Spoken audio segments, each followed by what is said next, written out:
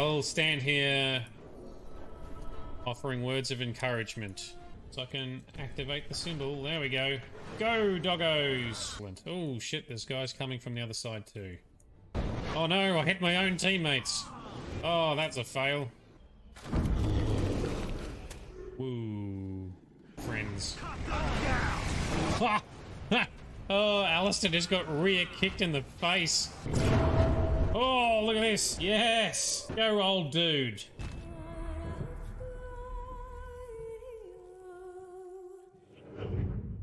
Ooh, that is an odd attitude for a merchant indeed. Well, I'm considerate. Dr. Lloyd? If it isn't the hero of the day. Hey. Well, why don't you give up the sword and we'll go? Excellent idea. Oh, okay. Do you think the Canary are going to invade Ferelden? In time. There is no point in dwelling on it. We should move on. You just want to give him a hug and a Tim Tam. Yep, so he's kind of parroting what is sort of known for British cooking and British recipes, and then obviously Liliana is talking about French cooking, or Liégean, which is French inspired by comparison. French food is very good. Ah, excellent. Oh, decapitation.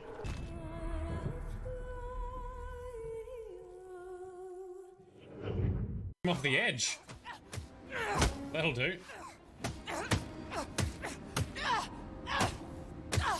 He's very pissed. Damn, note to self, don't upset the Gomorrah. You good? Never better. Yep, definitely not good. Tomorrow, wait, hold on a sec. Come on. I mean, if you can handle Raker and the Magus, pretty sure you can handle a 12-year-old girl. Yeah. 12-year-old girl would be pretty terrifying. Yeah, a little guidance here, some homework there, throw in a few vegetables. Where the flark are you gonna get vegetables? I guess Groot could make vegetables. Yeah. Yes. Yes, that seems like a reasonable These Rachni are pretty tough. Don't shoot through the wall, you turkeys. What are you talking about, Jeff? Main reactor shut down. My name Jeff. Emergency containment procedures. Oh, Geth. Manual restart required. G-E-T-H, Geth. That's that robot race, that sentient robot race. Oh shit. Yeet him up. There we go, that's got it. Oh, roasted buggies. Why should I help you? Because we're here to save your asses? That's why you should talk to us? Uncertain. That's one hell of a singularity you did there. Far out. Well done.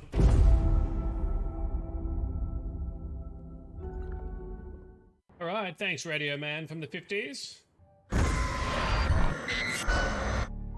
Every time I hear Alan Wake, I think of the Katy Perry song where she sings I'm Wide Awake.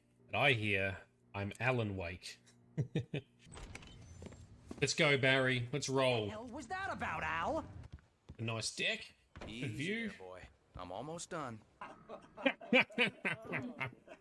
Whoa, did you see that?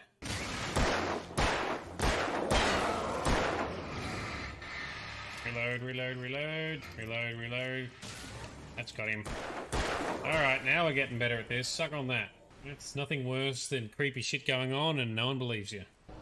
The Great Old One. That is a cool... Whoa, shit! Where did you... What? There's another big guy. Dude, I do not have enough bullets for all of you.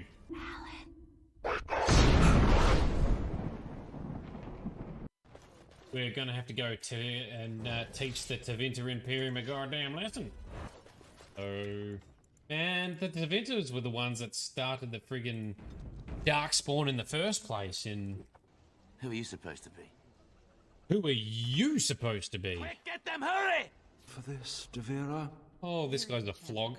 I hope you know what you're doing. Oh, I want to kill him. No, we're not taking this. I want to do stabby ballsack time. Stabby, stabby. Yes, this guy is a complete wanker. Alistair, where are you going? Fuck no. No, I don't suppose I would. We're like a good dark magic user. You have to give this game credit. This is one of the first games to motivate me emotionally.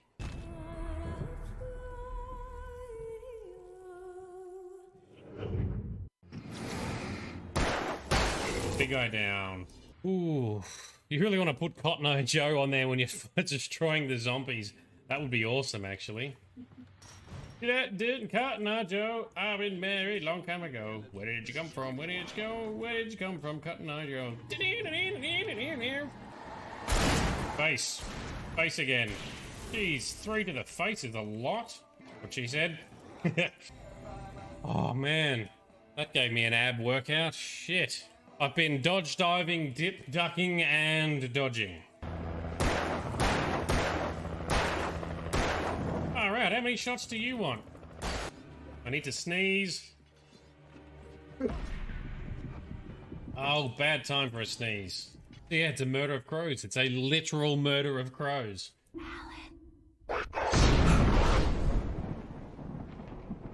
For 65 years, I have ruled this empire. Generals and kings have knelt at my command. But a darkness comes. The blood tide rises. These are the closing days of the Third Era. And the final hours of my life.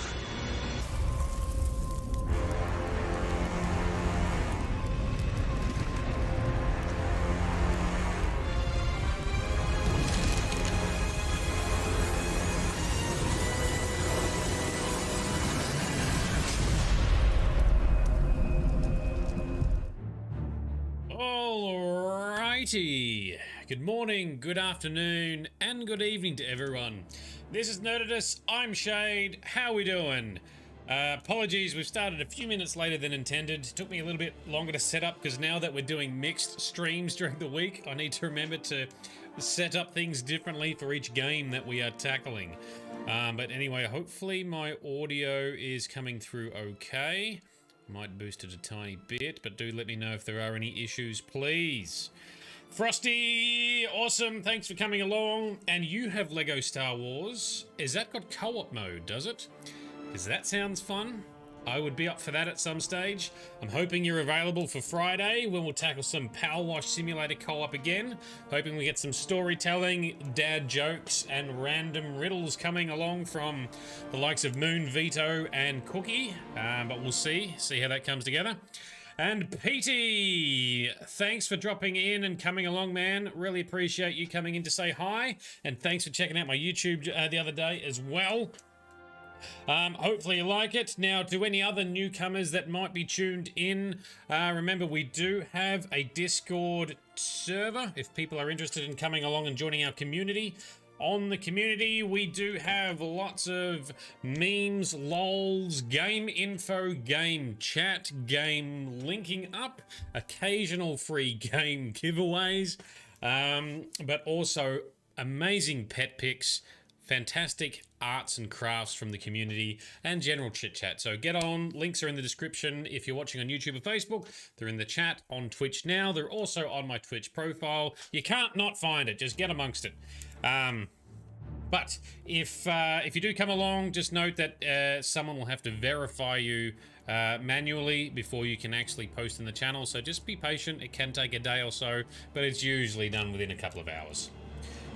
All right, so we're cracking on again tonight with Oblivion. Now that we've sort of switched up the week schedules a bit, so I apologize, there wasn't a stream last night, so it's now been a week since we've been in Oblivion, but we're all set. We're gonna load in, and the plan is on Thursday we will once again do another Doom stream just to keep the action and mix up the week a little bit. So Thursday night session's going to be Doom, possibly joined by Sparkle Sauce again. with the live commentary, but we'll see how we go. I'm pretty sure we should be able to set that up. Now, last we left Oblivion and Knights of the Nine. I am actually meant to be. I came here to sell some gear and get rid of some crap. However, that hasn't happened. I have done some little bits of leveling up and other housekeeping. What I'm going to do is just store some things I didn't get a chance to store. So we're going to do that now. Razor. Let's store that for the moment. We can always get that back again. Bow of Silence. Oh, it's a bit heavy. We'll chuck it out for the moment. We got a lot of stuff. I'm carrying a lot of weight because we've got all these relics and gear from Knights of the Nine as part of the quest line. Includes a lot of heavy items. But we might chuck them on. So where we are going next? Let's jump. Nope. Jump on the horse. Oh shit, we have to go outside. No, we're going to travel over here. So we're at the, I think we're up to the final, I guess, ruins entry point. Midnight Rose, welcome. Thanks for coming along. Oh, that guy's bugging out. Don't know who you were. See ya. Alright, let's go outside the city. So we are finishing, I think we're up to the final stage, the final mission of Knights of the Nine, where we've done the pilgrimage, we've prayed to the gods, we've obtained the various Crusader relics. Let's travel to our brethren first. Not destruction training. Umaril the Unfeathered. That's where we're going, all the way over here near Anvil. So we've restored, as best we can, the Knights of the Nine Order. We are all here ready to go. Umaril the Unfeathered is apparently in here somewhere. We must take him out before he returns. He was the guy that Palinor Whitestrake fought like 3,000 years, 2,000, a couple of thousand years ago. As part of the Ayleid overthrowing, or the rise of the humans overthrowing the Ayleid rulers at the time, the elves, the dickish Ayleid elves with Saint Alessia. Anyway, we won't bore everyone to death with lore. So at the end of the stream last time, we went in here and one of the gates didn't work. It appeared to be bugged or broken. So I went into the creation kit to try and figure out why things were broken or create a workaround. Anyway, I just thought I'll try it again after I'd reverse engineered, found all the scripts that control it.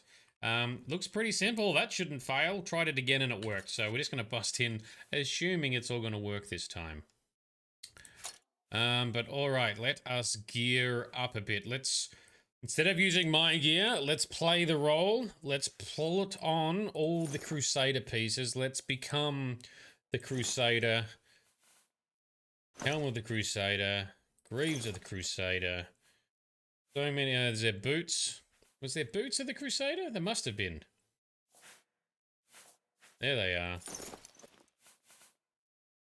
A lot of these bonuses, I think, are actually inferior to our normal equipment, but let's use it. Oh, we've got the shield of the Crusader. Let's throw that on. All right, we are kitted up. We are dressed in the equipment of Palinor Whitestrake, such a legendary hero from times of old. Okay. Oh, we've got an aura. Holy aura. Let's check that out. At Midnight Rose, it's been difficult to catch my streams with sleep schedule, but tonight is a late night. Awesome. Thanks for coming along. I know that it can be difficult to participate when you're in other time zones, so really appreciate you coming along and dropping in. There's never any obligation. I fully understand that people often can't make it. You know, Blessing of the Eight. So is that a power? Okay, that's a power I can use. So we get some extra abilities that we can cast. Serene Beauty. We can calm people. We don't want to do that. Still got all our vampiric abilities. Got a few bonus. There we go. No. Oh, their Holy Aura gives us 5 armor points of shield. That's not great. Anyway, whatever. Let's just go. All right, knights. Let's bust in. I have accidentally hit the sprint button into Garlas Malatar. So somewhere in here, apparently, is where Umaril the Unfeathered is. I've arrived at Garlas Malatar. My sworn foe, Umaril the Unfeathered, awaits me inside. The final duty in my holy quest is to find him and destroy him. Yes, now a lot of these crusaders, these other knights, they are very into their, I don't know, pledge, into their religion with the 9. Do you think we took them by surprise? Don't know. Just get in there. Alright, time to fight the Aurorans. Oh, shield up. This is for Elvin. Oh, knock him down. There we go. How many more have we got? Heal up. And then knock him down. How tough can they be? Pretty tough, apparently. Alrighty, there we go. Let's grab these well-kind stones. Now, last time, this button didn't work. This time, the button has worked. I did not have to create a mod to fix it after all, like I thought I was going to have to. But apparently, a lot of the time, people do have issues with that button not working for some reason. I don't know why. It's not complicated in how it's implemented in the game. On top of that, some people have said that they needed to wait for all the knights to arrive. There doesn't seem to be any conditions for that I can see in the game either. With my mod making skills, I can also reverse engineer stuff. So if you are having troubles with that gate, just load again and come in again. Alright, map says let's carry on forwards in this direction, I think. Ooh, doesn't really say anything. Well, I want to check out what was down here then. Ow.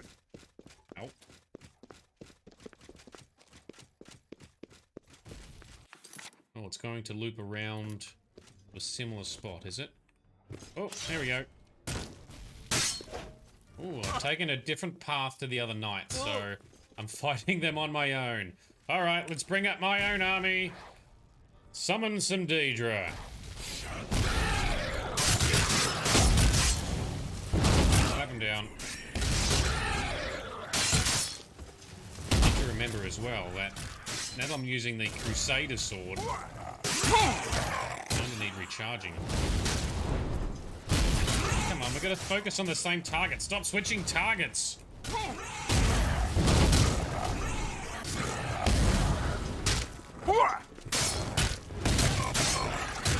Okay, one more. I'm looking forward, so I'm planning to over the weekend before next week's Oblivion stream as well. I need to finish some destruction training so that we can cast bigger destruction spells to do more hurties to the bad guys. These Alien axes are worth a bit, but they're really heavy, so we're not going to pick them up at this stage. Oh, there's another big batch of them. Holy shit. Shields up. Heal up. Resummon some assistance.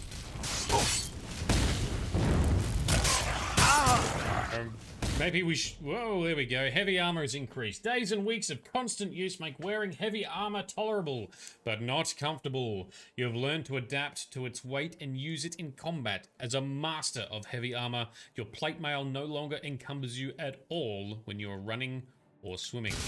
So we've hit maximum level of armor. Heavy armor skill. Which is cool. I'm going to be wearing mostly light armor moving forward now anyway. Once you get a decent level into most of the Elder Scrolls games, heavy armor becomes less relevant because there's a maximum armor cap that you can reach. And when you're further into the game, you can reach that armor cap with light armor. Ow! Stop knocking me. Rude.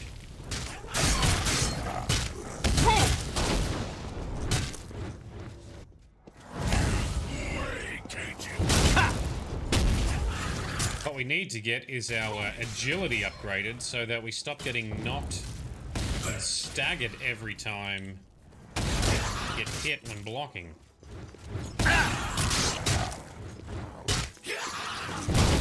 After this fight, we're gonna find where all the other knights went because they're supposed to be here helping. They are not helping.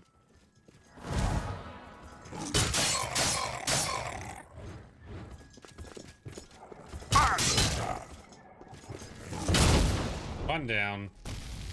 You're nearly down. Come on. There we go. Last dickhead. Can I vampiric drain you? Yes, I can. Excellent. And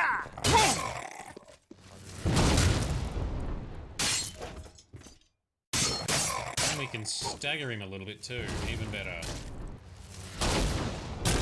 It's a lot easier to time your blocking when you're only fighting one. Hey, success. Alright, that was a bit more epic than otherwise needed. These Daedra huts. Alright, let's go find where our teammates have gone. Repair our gear. Because it took an absolute beating. And we need to recharge the damn sword. To be honest, I think I might just switch swords. Better anyway. Alright, so all the other dickheads went up through here. Oh, so PD asking the big questions. What are my favorite Souls games? Oh, I'm gonna have to disappoint you, PD. I don't have a favorite because I only played Dark Souls for about an hour and decided it wasn't for me. I didn't have the patience for it. Where the fuck is everyone? They're all dead. What's going on? Where are all my knight buddies? So I started playing it. Look, I knew that what I was in for because I know that Souls games are challenging. That's okay. That's not a problem. And I tried to play it using a gamepad. Oh, I need to pay attention. And I am not good with gamepads, so what I should probably do is have a crack at playing it with keyboard and mouse, because that's what I'm much better at. I'm popping so many spells. Where the fuck did all my knights go? My loyal knights! They have run forward through there somewhere. No one knows where they've gone.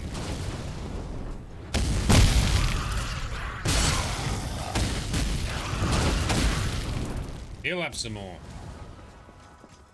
So, Peter, you're still playing Elden Ring after starting it 5 months ago. Well, Elden Ring... Ah! Go away! Oh, jump. Heal up. Elden Ring is probably one I really should have a crack at. Because, yeah, it's hard, but it's manageable. Let's leech some health from everyone. Let's heal up. Leech some health from you. Leech some health from you. Yes. Give me your health, sis.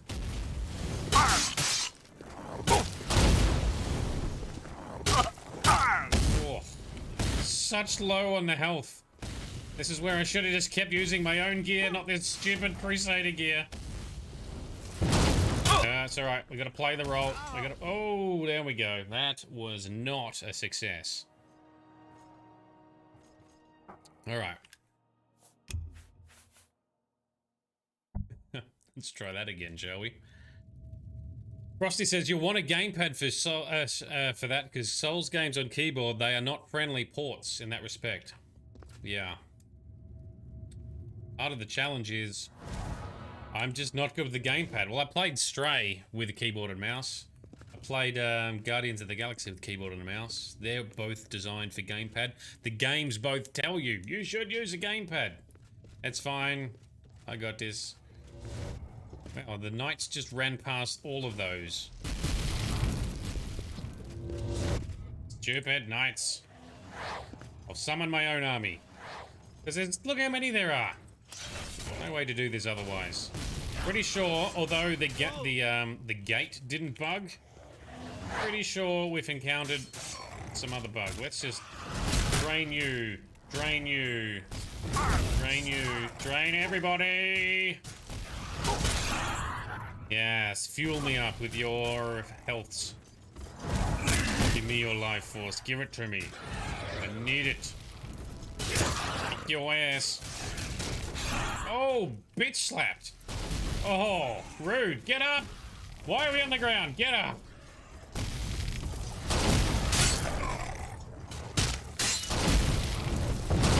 That's it. That's it. Stagger him down. Okay, we lost our Dremora summon. We'll bring him back.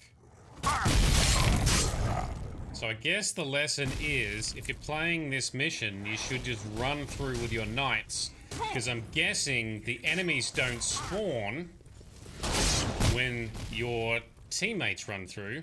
They only spawn when you run through. And I think they've just run through up ahead somewhere and not triggered these guys to spawn. Or to activate. There we go. That's another fail. That's a fail. Alright, let's try it again. For that, we were outside. I did not... Alright, let's do that then. Let's step back outside. Let's run through with the knights. As the game intends us to do. Oh, that's... I just noticed as well. That I forgot. We're tracking stats for the Oblivion playthrough on Discord. That is 2 more deaths. That's an issue. I haven't had deaths in ages. All right, let's try this again, shall we? So PD Dog, the graphics are a huge step from the original Souls game. It's amazing how they've improved. So you're talking about Elden Ring? Yes, I have seen some footage and I've heard people talk about it. So I agree. It looks pretty good. The Dark Souls graphics weren't bad either. They're just not as new. That's all.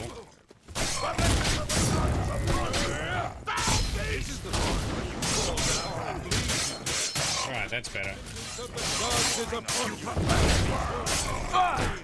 Power attack. Alright, where are all you dickheads running to? You're gonna couple here, couple up there. Alright, let's hit the button. Aha. This time, look at that. This time it bugged out. It didn't work. Interesting. Nothing complex there about the script. Fucking hell. Fail. Another game bug. Oop, nope, nope. Load this up. We're not off to a good start on this one mission. It's a massive game bug. That's twice that's happened.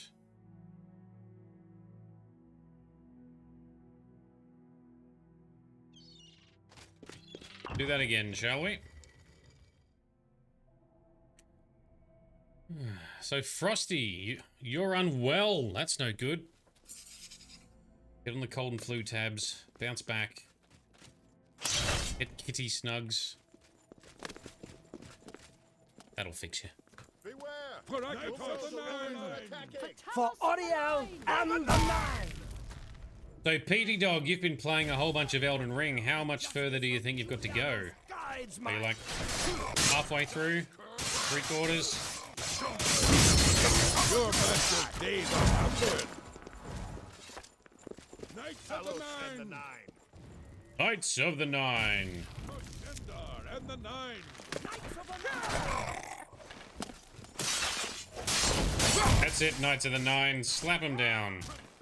I'll send your blood Let's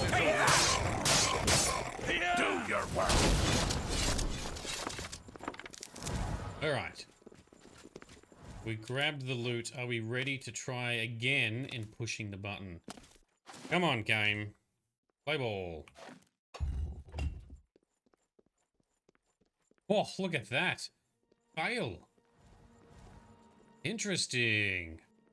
I wonder if it's an engine issue, because we've loaded for... This is... We're going to restart the entire game. Could have kept going before, eh? I still have my other save if need. So, Petey Dog, you got up to the last boss. The hardest boss in the game is glitched, and the quest line to unlock it won't work. Oh, so you're bitten by game bugs as well. Oh, dude, that sucks. I've just loaded the wrong save. Oh, no, I haven't. Got the right one. Open Sesame. There we go. That's worked. So 2 went this way. A couple went that way. All right, let's go this way.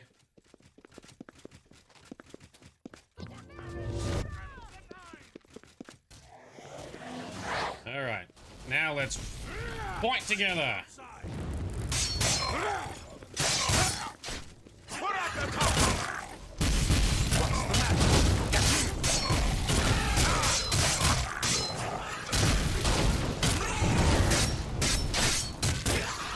Alright, so there appears to be some sort of weird engine issue where loading your game at some point stops that gate from working. We overcame it. That's the best you can do. Oh, we overcame it by restarting the entire game and hitting the button. Note to anyone who's having issues. You'll never take me down. One of the things I'm looking forward to in Skyrim is the combat is definitely got a better feel to it. I'm just warming up. Alright, so we've lost 1 night. Oh, we've lost 2 nights. You're gonna make me lose all my damn nights, aren't you? Oh, look at you all.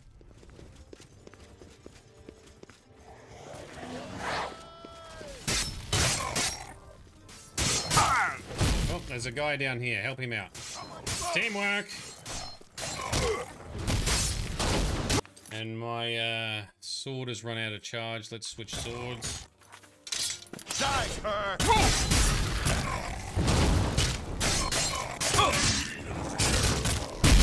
Ooh. Sir Threat. Oh, yep, we've leveled our heavy armor. So one of the knights is unconscious instead of dead. This means he's essential. Some of them must be unable to die then.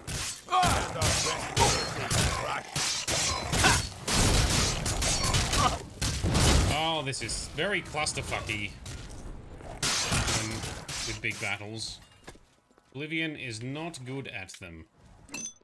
Anyway, there we go.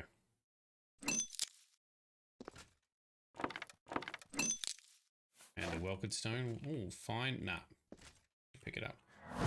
Oof. Alright, so Petey Dog, after 5 months you don't want to start all over again and encounter the same glitch in Elden Ring. Yeah, I totally understand that. Absolutely understand that. I've had issues like that before with other games. Get so far into it and then things fail. One of the reasons you got to be careful when using mods. You can't just install any mod willy-nilly. There is a little bit of an art form to it at times.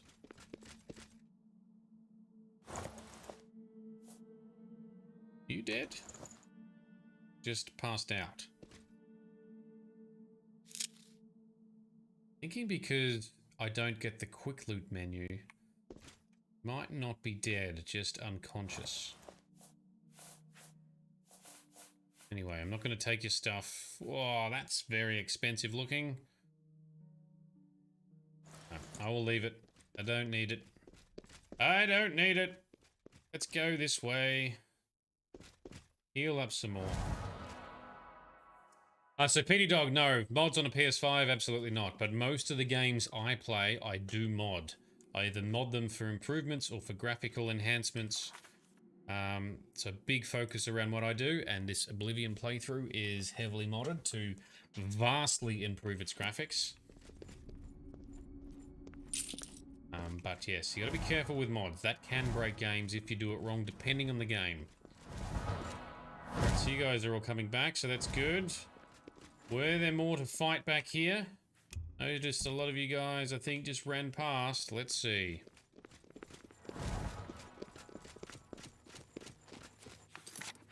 clear this room. There's going to be something in here.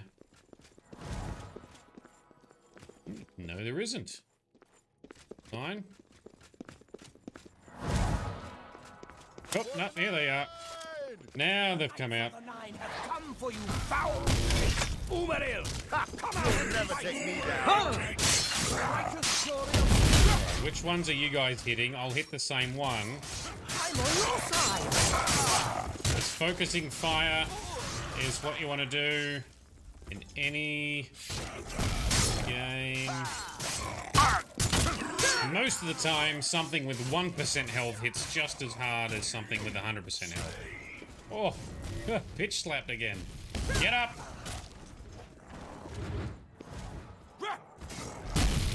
Knights of the night. Knights of the night.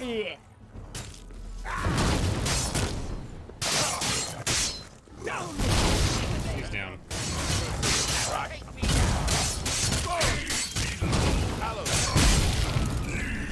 Sorry about Talos. Talos isn't going to help us right now. It's all about us. Stop thanking the gods for everything. The gods do nothing. Gods do very little. Alright, good heals. You healing each other or just yourselves? Don't know.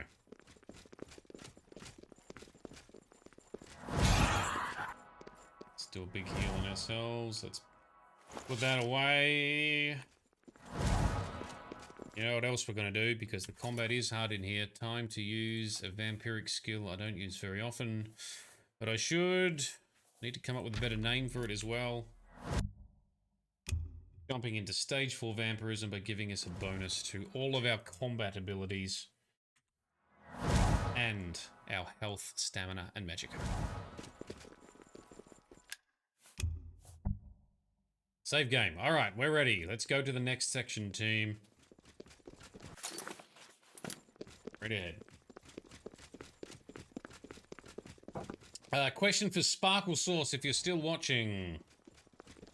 Are you joining me in the Doomage later this week?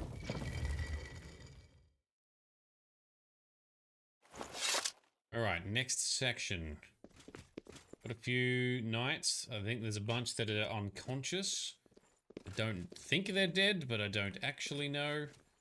Alright, we got another switch. Is that switch gonna work? It is. Okay. We must give the Crusaders time to destroy the orb! Alright, well... You're gonna give me time to destroy the orb? I'll help you take out the Aurorans. Worry not, my fellow knights. We shall prevail. And I will eventually cast the right spell.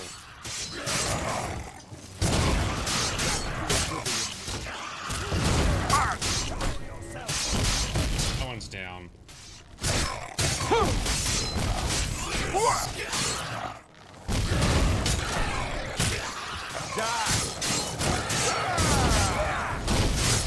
Oh, slap that one. Alright, let's get some draining on you and on you. Oh, have we got... Hang on, this will be interesting.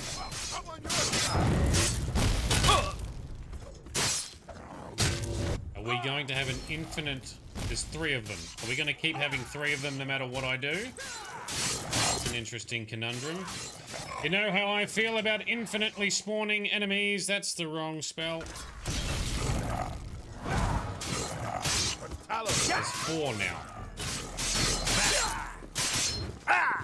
Take that! This is for Anvil! This is for Anvil! You do you, knighty man.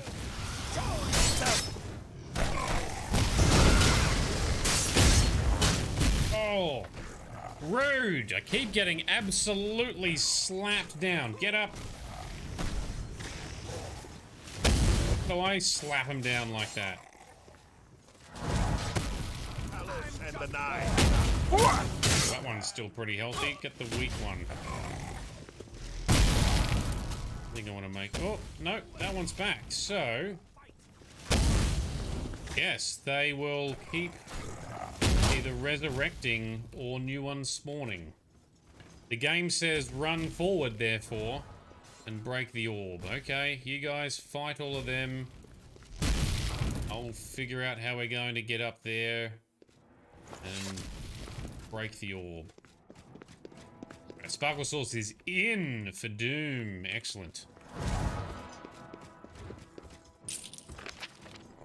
Oh, you're all going to follow me up here. That's delightful.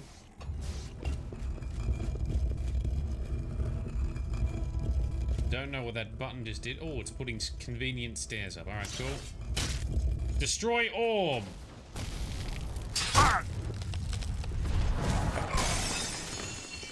I've destroyed it. And everyone hath been whisked away. Okay. Take a moment to get our own health back. Oof. Awesome. Thanks for following as well, Ragnar Canal. Hopefully I pronounced that correctly. I'm very bad with names. Love me some followers. Thank you. So that loops around. That might be the way forward over there. There's a magical barrier there, but that's where we came from. So it's like moved or flipped the barrier. Anyway, this is the way we're supposed to go. So I guess this is the way we shall go. All my knights are gone too. Reason?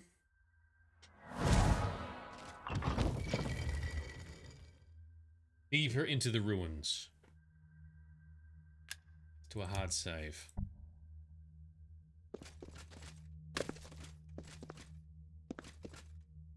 Oblivion is also one of the rare Bethesda games that is genuinely challenging most of the way through. You build your character the wrong way or you level the wrong things too quickly, you can also make things too hard for you later in the game. However, we've been conscious of that.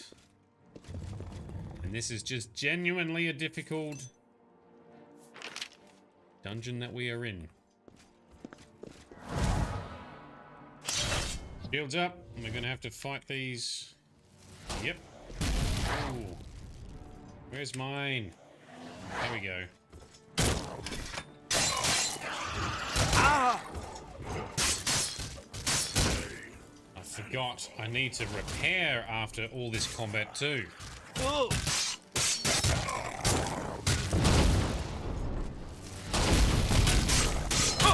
Ah. Magic is hardcore.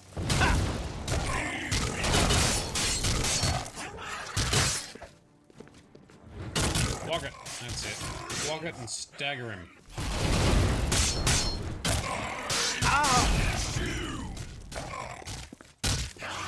What's that weird shield ability you keep casting as well? I don't like that.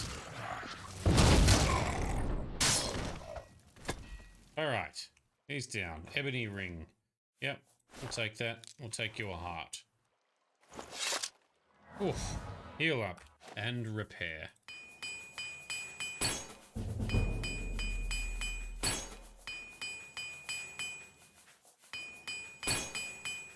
Oof, that's a lot of repairing. Okay. Yoink. Superb. Ooh, it doesn't do much damage. Worth a lot, but doesn't do much damage. Super heavy. I'm not picking up weak stuff either because they are not worth the weight anymore.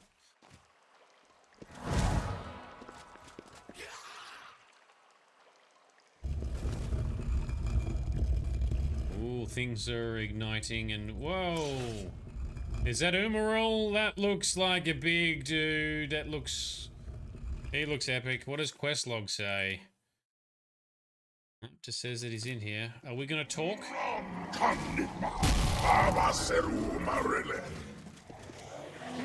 He speaks what I'm assuming is like an old alien language. Oh, that hits hard. Alright, son of a bitch. Pelinal Narvasha. We are not Pelinal, but we shall avenge Pelinal. obvious. Sayonara. Alright, we can get you down. You're easier to fight than all the other big dickheads we've been fighting. A healing takes too long.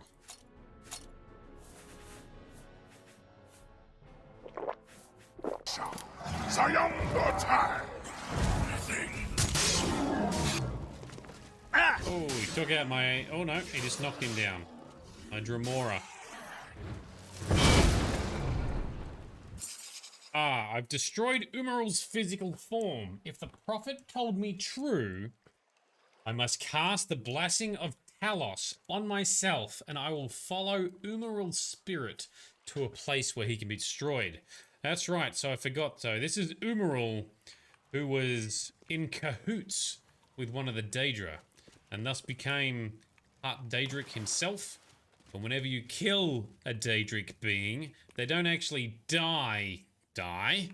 They lose their physical form, and their essence effectively is absorbed back into the void, back into the fabric of Oblivion, to one day reform again in Oblivion with the hopes of coming to Nern, the real world. Oh, that's a Vala stone. We'll take that. That's worth $1,000. Yoink. Okay. Here we go.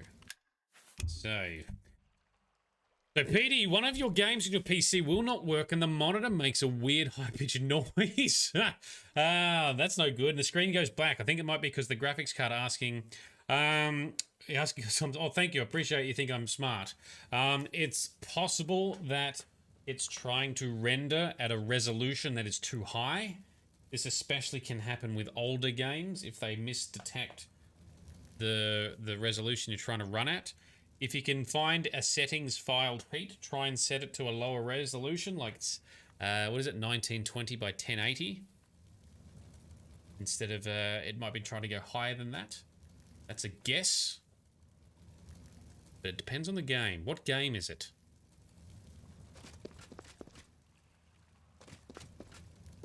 I need to, do I just stand here? Blessing of Talos we must cast.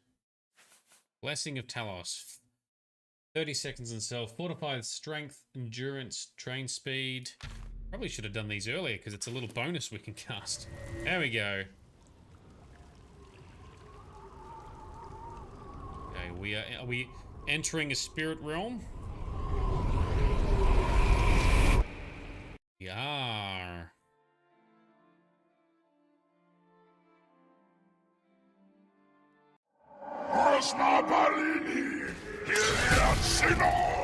Alright. Where even are we, Umarul? Shield up. That's the wrong button. Shield up.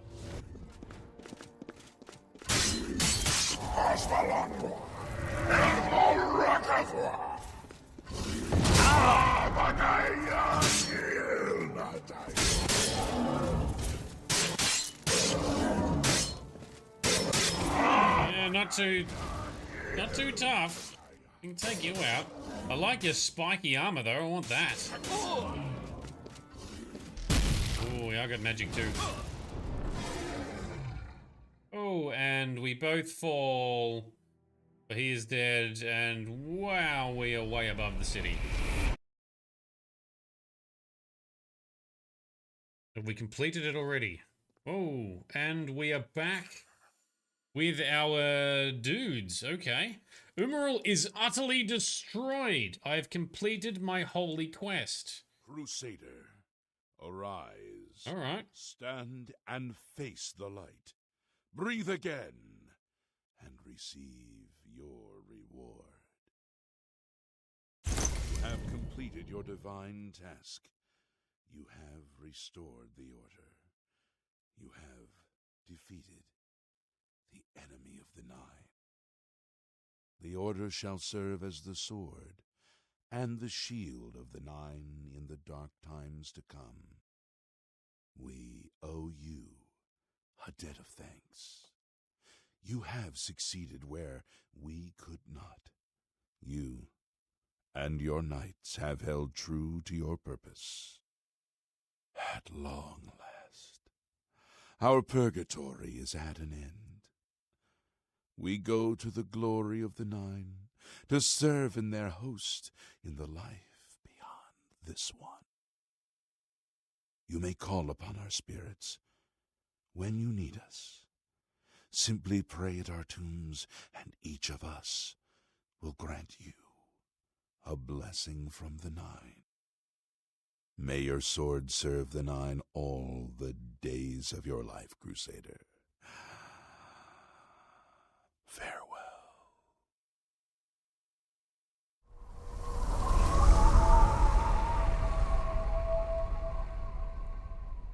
Okay. Can I put this sword away now? Yes, now my controls are working. And we've got one guy left. The Beric. Oh, this was the guy that effectively turned on him. Or they had a falling out with, and he... Did he join Umaril? What's your story, Beric? Let me cast a heal spell whilst we talk. You redeemed my soul from the evil that had ensnared me. For that, I am forever in your debt. The old bitterness that seemed so important to me in life. What is that now? How to weigh that against my very soul?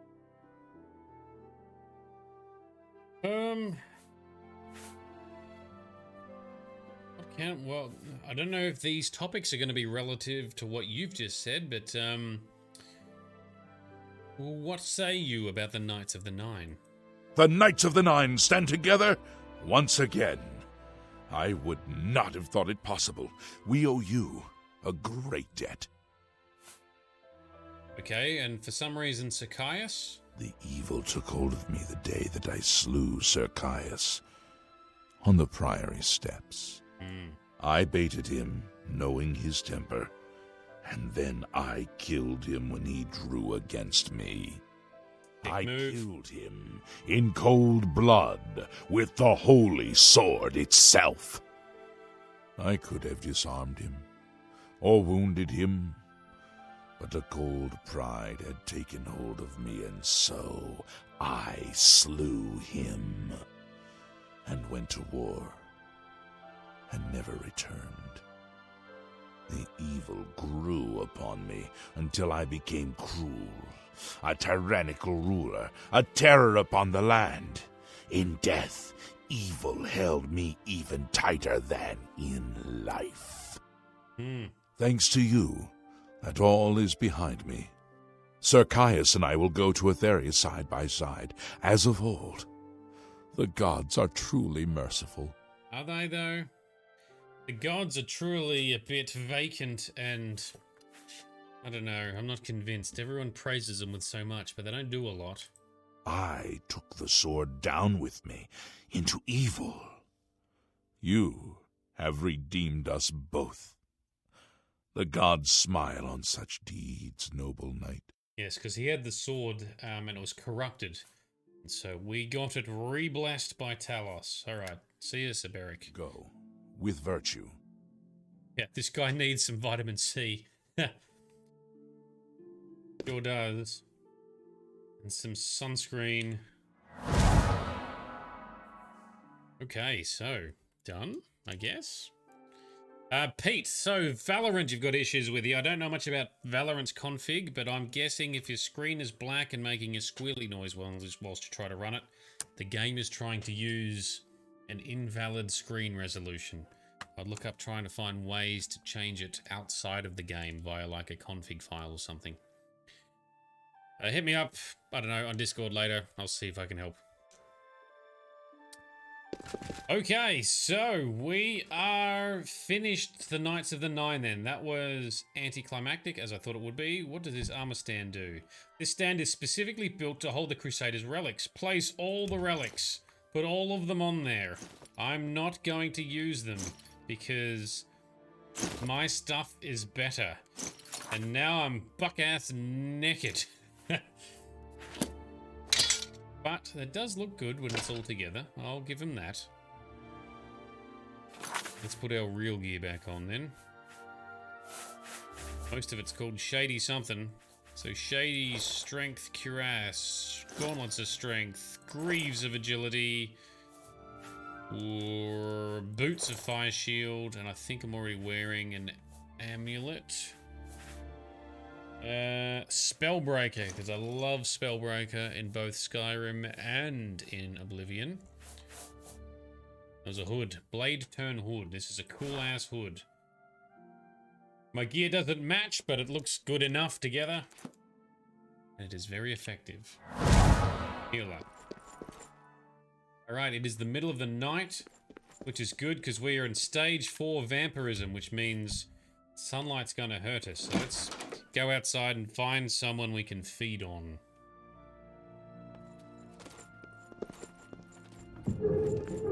Hello? Lord Crusader, how can this be? You're alive! It's a miracle! I heard voices in the Undercroft, and I came to investigate. Of course we're alive. You vanished in Garlus Malatar. Oh. After the battle, we searched further into the ruin and found you next to Umaral's corpse. You had no wounds on your body, but you were dead. I saw it with my own eyes. You did not draw breath. We laid you to rest in the Undercroft. We kept your death a secret. We feared what would happen if our enemies thought you were dead. Ah, so that's why we woke up down there. They moved our body. Meanwhile, we were battling Umaral in some kind of Oblivion or spiritual realm. Wonder how much time passed whilst we were there. Alright, even death. So we can either praise the 9, and no. But even death cannot stop the Crusader. I can see that. You'll have to excuse me. I need a moment to collect my thoughts. We found Umaral's body next to yours, but it seemed that you had met the same fate as Pellinor Whitestrake. We didn't know. Tell me, Umaral, what happened? Did you succeed in pursuing him into the spirit realm as the prophet said?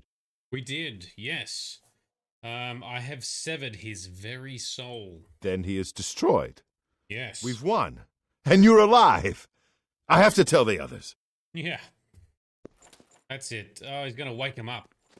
I want him to stay asleep so I can feed on their juicy blood. Yeah, this is very lore heavy, this DLC. It tries to teach you a bunch, but it also goes at a pretty decent pace if you don't keep up with it.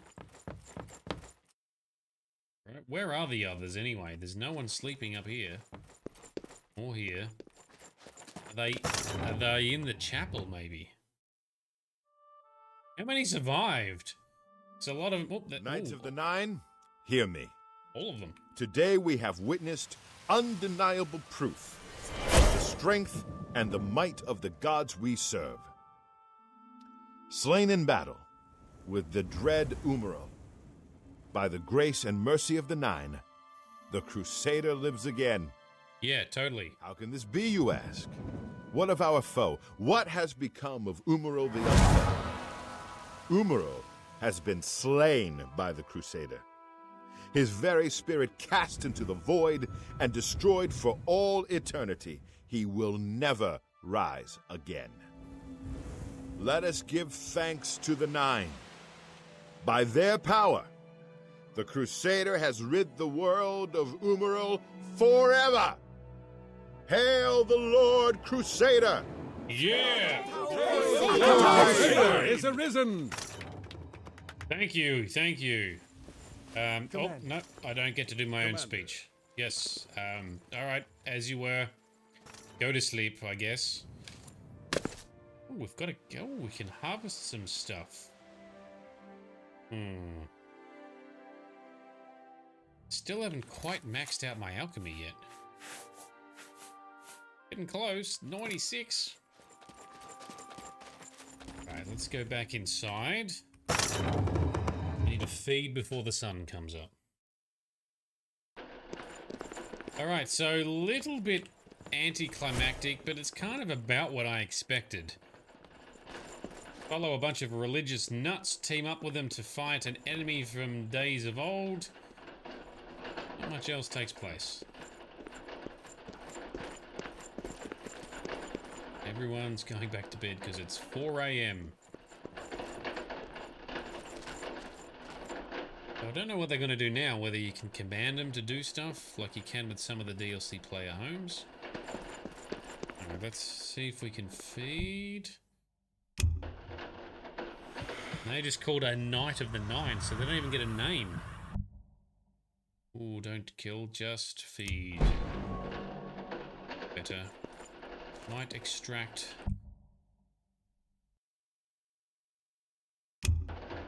We extract some blood from you for later.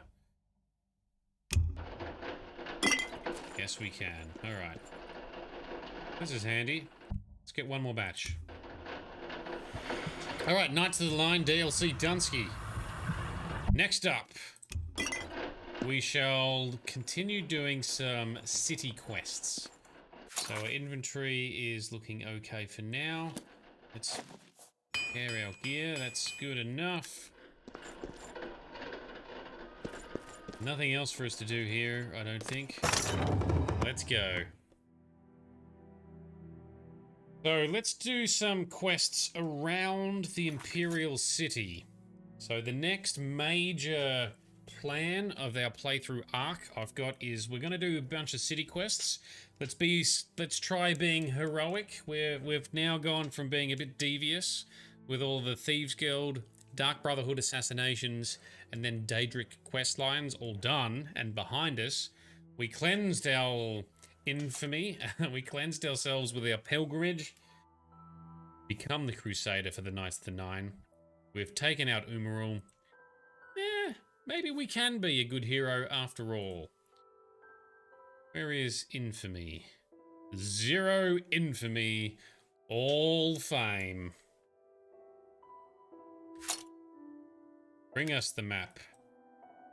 Let's go to the city. I think he's in the Talos Plaza district.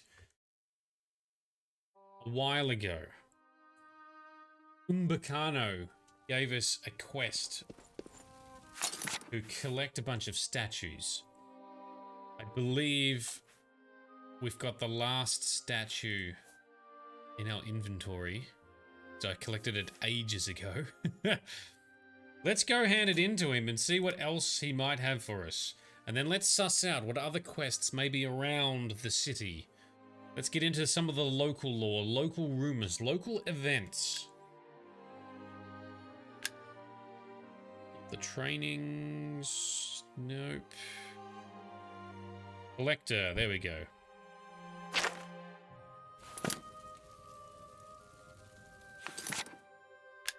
Why don't I have a marker? Because I chose wrong quest, did I? Let's try it again. The collector. Brought Umbacano a 5th statue. Okay, so we just got to find him ourselves. Okay, he was one of the corner houses here. Not that one. Umbacano Manor, and it's 6 AM, so we break in, we might upset him. Just have a rest outside here in the rain. Petey Dog, how long have we been playing these Elder Scrolls games? That's a difficult question to answer. I originally played Elder Scrolls 4 Oblivion back in like 2012-ish. The game itself came out in 2006. And Skyrim I've played a couple of times, twice I think. Once for the original version, once for the special edition. We'll be playing that on stream soon. I never got very far in Oblivion, so we're now into territory that I haven't done before. This is new for me. This is all considered first time for me. They're big games, but I have made mods for them, so I've actually spent more time making mods for these games than actually playing the damn games.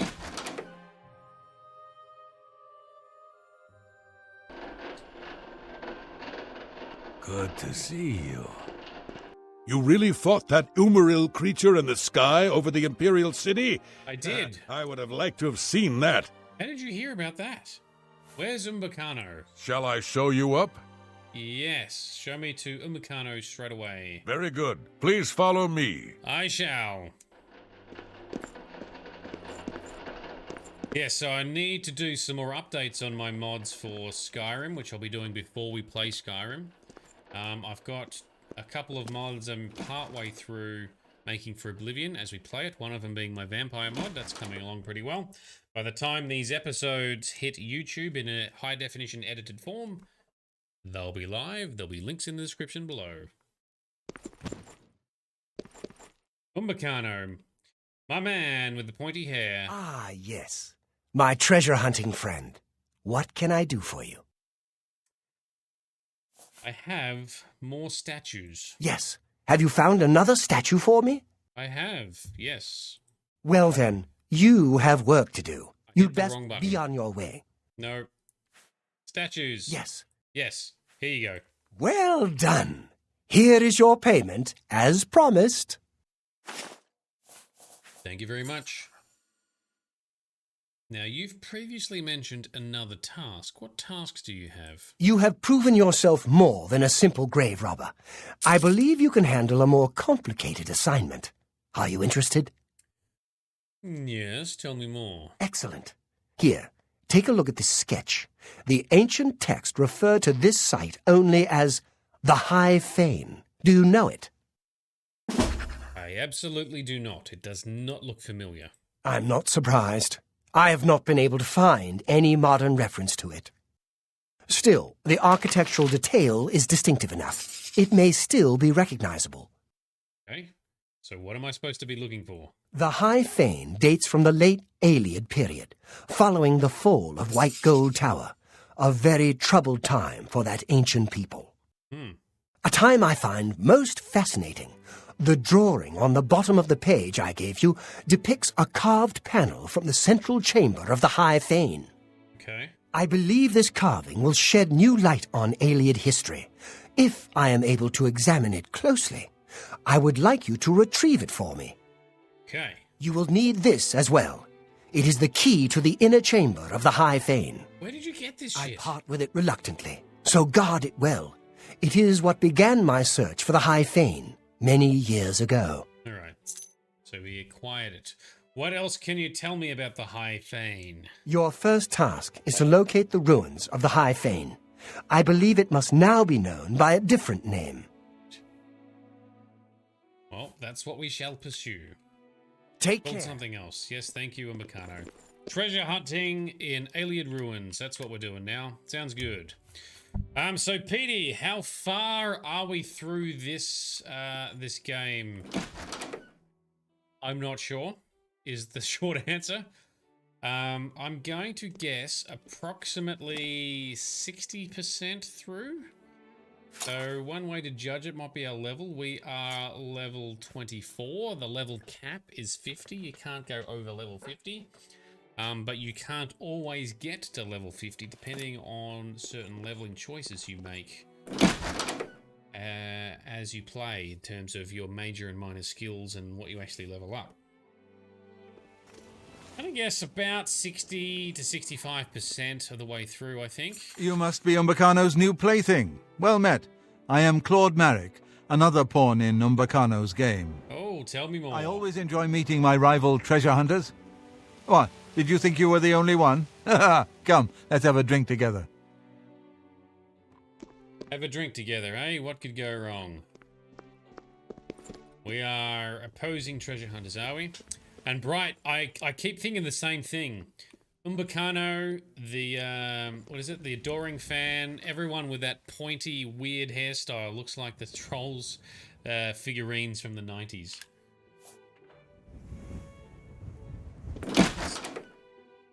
Going here. It's one of the worst hairstyles. I can't believe that's it's just such a common hairstyle in this game too. It looked even worse before people did mods to make all the NPCs look better, because, oh man, a lot of them used to look like absolute Barkeep, shit. a drink for my friend. Yes, please.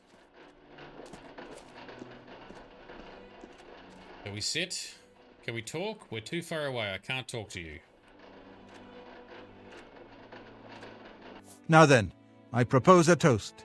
To Umbacano, may his purse never run dry. It's true, he is rich. Okay, so what do you know about Umbacano? Our mutual employer rarely tells us the whole story, but he pays very well. Not that I should be giving advice to one of my rivals.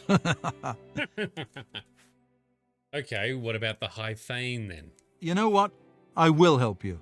Although it is liable to get you killed, the High Fane is now known as Malada, up in the Vallis Mountains. Okay. But I do not advise you to go there. Read The Cleansing of the Fane first, then decide. As I said, a very bad place. We can handle it. Do you know what we just fought in the last stupid mission? Okay. Alright. What is this Cleansing of the Fane? Is it a book? I don't own it. One of the rare book dealers in the market district may have a copy. Read it. Educate yourself. Right, we shall. Do you know anything else about Malada? Must I hold your hand? I begin to wonder what Umbacano sees in you. Oh, come on. It is an Ayleid ruin in the east of this province, up in the Vallis Mountains. Yes, well, smart ass, we'll go and do that. Think carefully about what I told you, but I'm sure you'll be fine. Shut up, dickhead. You lost favor with me. Market District. Find a book in the Market District. What can we learn? Quick save. Show me the map.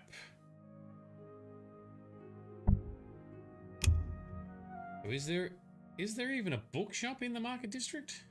I have to just ask around some of the merchants. Quest log does not. Nothing you can possess. Here we go. Cloud Marek says that Umbacano has also hired him to retrieve the carving from the High Fane, which Marek identified as Malada in the Vallis Mountains. Marek warned me that Malada is very dangerous and advised that I read the Cleansing of Fane before I go. Does this have a marker? It doesn't. This has a link to the mountains. Spare a coin for the infirm. Alright. Oh, there's a bookshop right here. First edition. Let's see what's in here.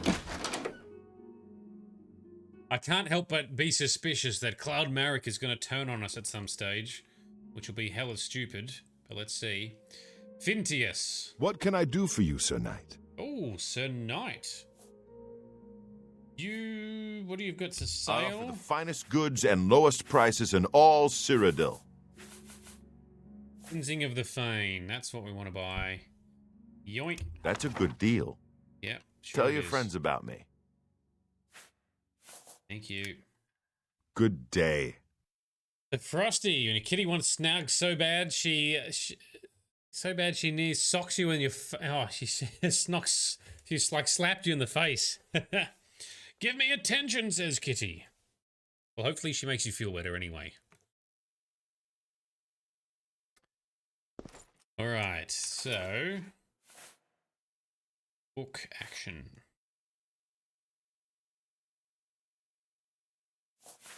So the cleansing of the Fane. In the Cleansing of the Fane, or the High Fane, the High Fane is identified as the ruin now known as Malada in the Vallis Mountains. Yes, we know that. I should proceed to Malada and look for the carved panel Umbacano wants. And watch out for that other guy. Was his name Claude Marek? Yeah, he'll try and take it, I betcha. Okay, so the Chronicles of the Holy Brothers of Maruk. Maruk with a H. Or the Cleansing of the Fane. Editor's note, this is the only surviving fragment of the chronicle of this first era sect of the Alessian Order. It seems to have been kept at their great monastic complex at Lake Canulus, which was razed during the War of the Righteousness. I didn't know that existed. And his archives destroyed or dispersed. Note also that Alessian scribes of this time customarily dated events from the apotheosis of the Alessia. Ah, so Alessia rose. Well, she did become a saint, I suppose. She was therefore known as Saint Alessia after she led the rebellion to free the humans. Okay, here is the recorded events of the year 127 of the Blessed Alessia. No worries, Pete. Hopefully you can stick around, but no stress if you need to drop off, dude. In this year was the day darkened all over lands, and the sun was all as it were Massa, but 3 days old, and the stars about him at midday. This was on the 5th of the first seed. Can't remember which month that is, first seed. All who saw it were dismayed and said that a great event should come hereafter. So it did. For the same year issued forth a great concourse of devils from the ancient elvish temple Maladar, such that had not been seen since the days of King Belhazar. I'd heard that name before either. These devils greatly afflicted the land, such that no man could plough or reap or seed, and the people appealed to the brothers of Maruk for succor. And then Abbot Cosmas gathered all the brothers and led them to Maladar, also known as the High Fane in the Elvish tongue, and came against it with holy fire, and the foul demons were destroyed, and many devilish relics and books found therein were burned, and the land had peace for many years. That's all there is to read. There's no other pages. Dude, this book doesn't tell us much. What the hell? Yes, okay, so we learned that after the uprising, after the humans got rid of the aliens, a land was cursed. This ruin had many devils within it. And so they wiped them out and purged it with fire. And there's been peace in the land ever since. Sure there is.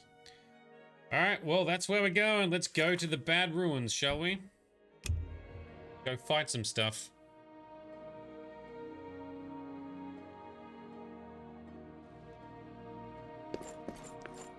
Outside. There we go.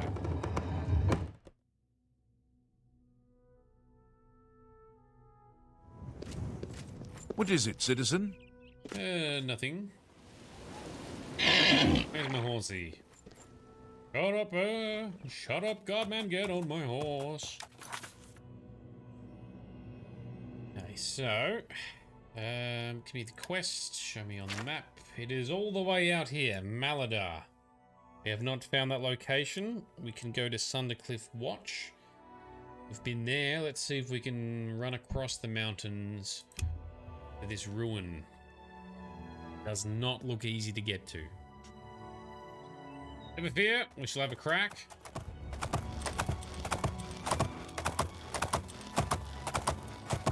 There's a mine nearby.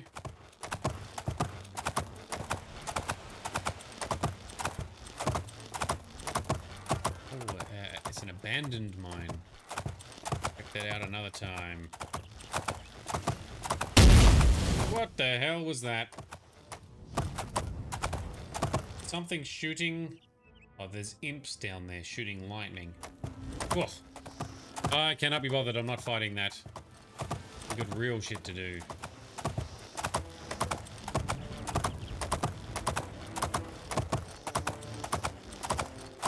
Okay.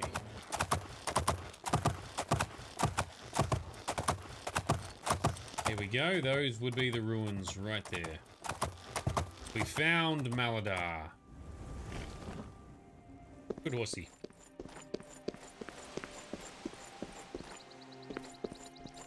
Inside we shall go. Alright, save game.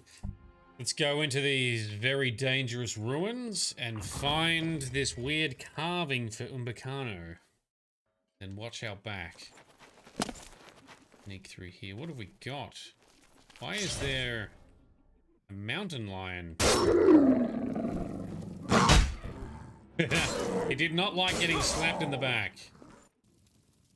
Oh, that looks uncomfortable. There you go. Now you rest easy, buddy. You're just dead. Take the Welkin stone. We'll crack this open. And we'll take the gold. Thank you very much.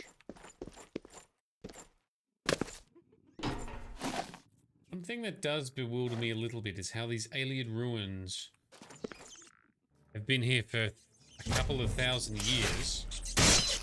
Because the Ayleid Empire was so long ago. But you can still pick up the Welkind stones. You can still find stuff that no one else has come in here to loot.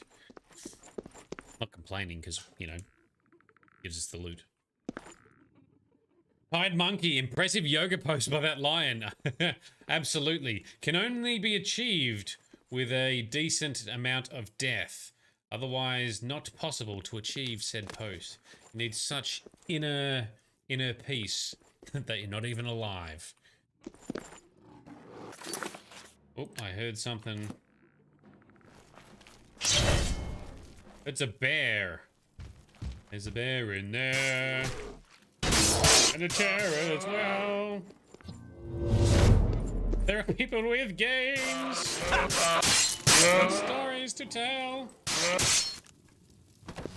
Oh, he's dead now.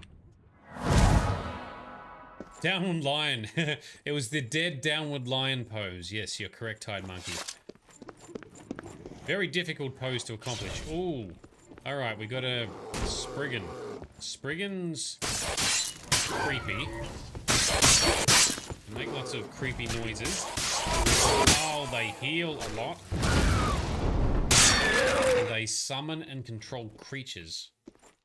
But one of the things I'm working on is a mod that will give you some interesting and handy and fun spells and abilities to use when you do training or when you unlock the master training for the relevant skill. One of them is going to be Taming Pets. There is one or two mods out there that were made a long time ago that enable you to tame pets.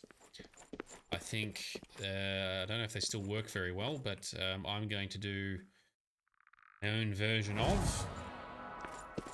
Cut down, because it's not the only ability it's going to be doing. But when we have a tamed pet of some kind, if we battle a Spriggan, we need to be careful, because they often calm and control creatures. Same thing applies in Skyrim. If you've got like a pet dog or something, be careful around Spriggans, because they will often control them, and then you got to fight your own doggo. Not cool.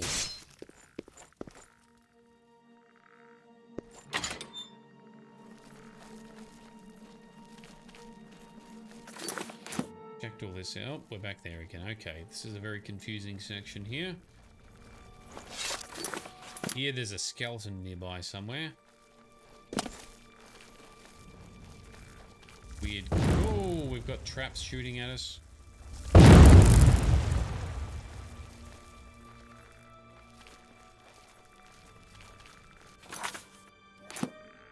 What's down here? Oh, poisoned. Oh, shit. Something hurt a lot. Is it the poison? Yep. Something's hurting a lot. Quickly open whatever loot is down here. Then get the hell out. Strong potion of insulation. Okay. Yep. Yep, we're going. Oh, it hurts. Oh, it hurts. Hey, heal up. Actually, do we need to repair some stuff? We do. There we go. Light armor does not take much of a beating before it breaks. Oh.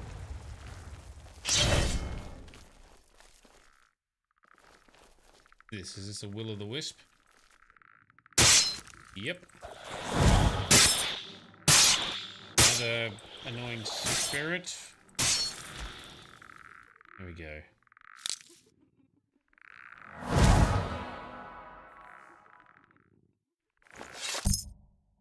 Carved stone that Umbacano gave you fits seamlessly into the hole in the door. Can't get through this if you don't have quest and thus the key from Umbacano. And I see there are skeletons trapped behind there. So, how do we let them out? Oh, here's the carved panel. We activate this. Is it going to let them out? Let's see. I found the carving that Umbacano wants. I need to get out of the ruins and return to the Imperial City to deliver it. Yeah, there we go. The walls come tumbling down. Of the city that we love. But if you close your eyes. Yes, keep stabbing him in the back. Excellent. You've got some loot behind you, so we're going to...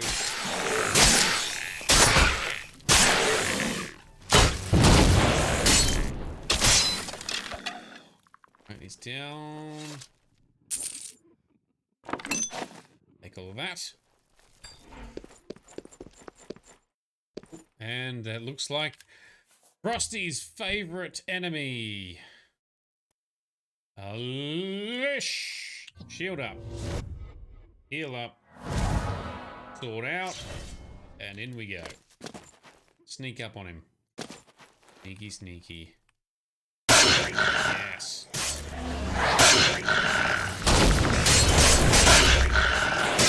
Oh, he's summoned something with a mighty helmet. Look at the helmet on that thing.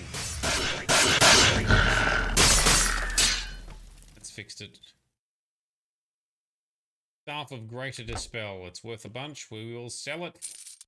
We'll take a whole bunch of this loot as well. Thank you. Yoink. Okay.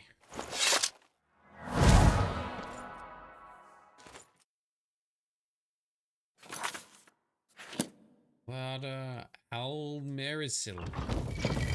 Almerisil. Almeris or Ald... It's Aldma with a D. No, Aldma with a D? Anyway, that's the ancient High Elves. Almeris is like the ancient High Elf city in which they originated, I think, or something. Mythical kind of city, and that door, or this area of the map, Almerisil. Seems like the part of the runes dedicated to the High Elves. High Elves were not the Ayleid Elves. They're a different branch, I guess. Bow of Storms. What's that worth? That's worth a lot. We'll sell it. Same with those weird boots. Excellent. Alright, let's sneak through here. I can hear something nearby. Oh, it's a wraith. Wraiths are so annoying. Here we can sneak up on it really well. Dickhead hasn't turned around. Another one down here, alright. Yeah! Oh! Ow.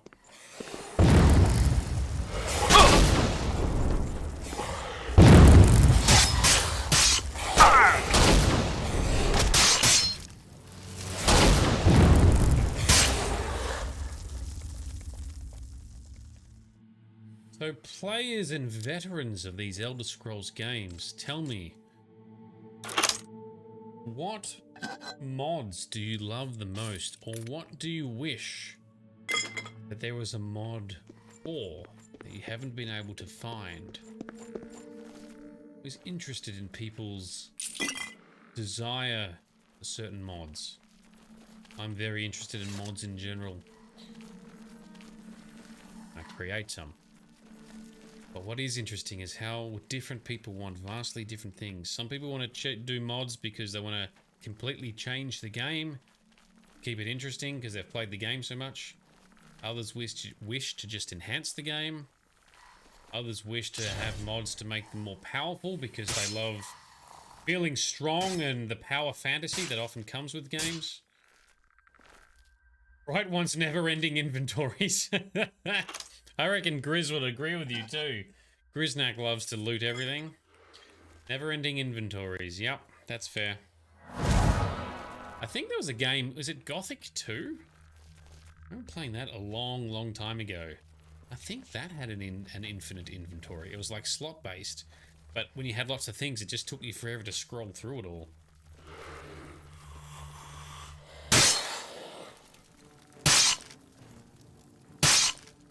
Yes, inventory management does become annoying. So, I'm thinking for both this and Skyrim doing something to just enhance it a bit. But in a, I don't know, try and do it in a way that's not overpowered and also has some lore or sensical way to it. the never-ending inventory. Turn around, grab all that loot that you need. Turn around. Get all the things that you never thought you could get before. Turn around.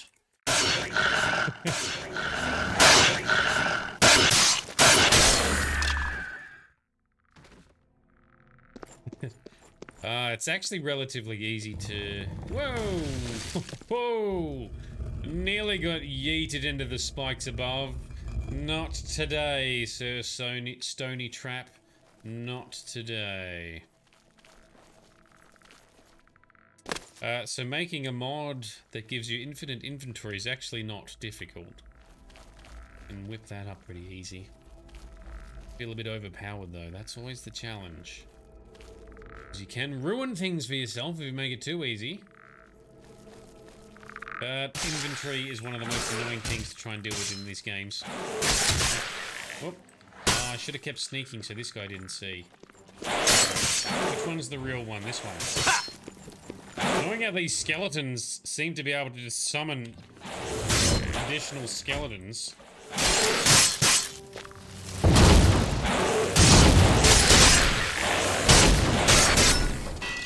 There we go. Champion down.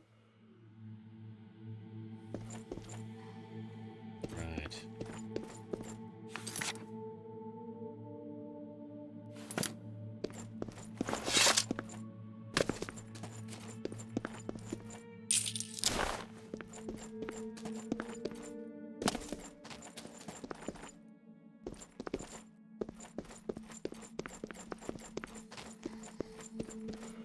Sneaky sneak.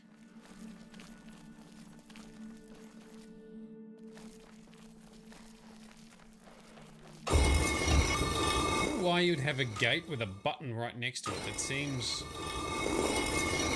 Ooh, okay, it's timed. Is it? It's like an airlock. Alright. It seems a bit pointless otherwise, but that's fine. Let's keep going.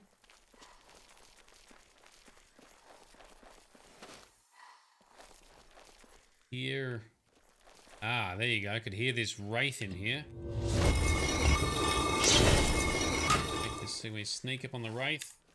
Invisible! Backstab. Oh, it found me straight away.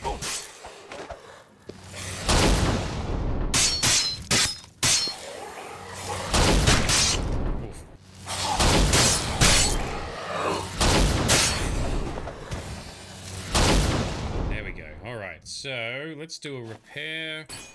There's things are getting ruined. There we go. And yoink. So, Tired Monkey, you saw someone playing a mod where they were Uriel Septum, and it was set before the Oblivion gates had opened. That is pretty cool, actually. I would like to have a look at that.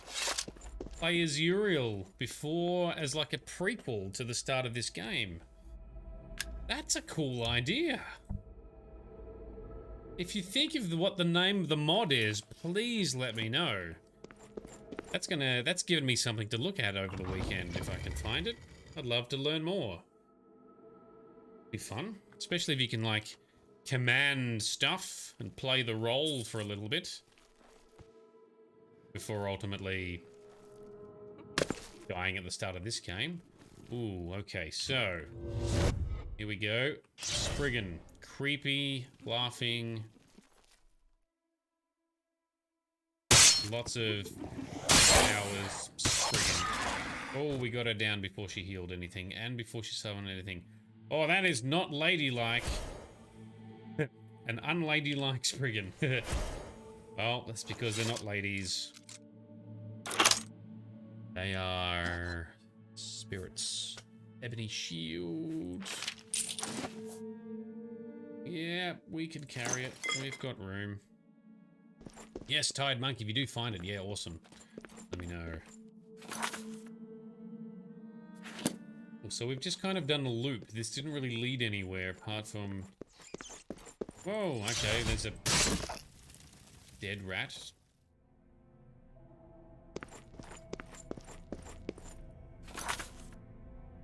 Alright, cool. Well, we've cleared? We have cleared the entire... Why have you respawned? Does everything respawn so... Oh, that's a whole bunch of beasties. Shields up. Summoned our own Remora. Oh, slapped him. Well done, sir. That is indeed what I summon you for.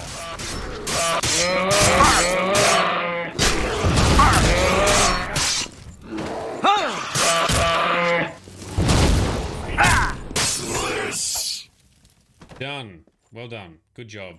What are you, Dremora Caitiff? Good job, Dremora Caitiff.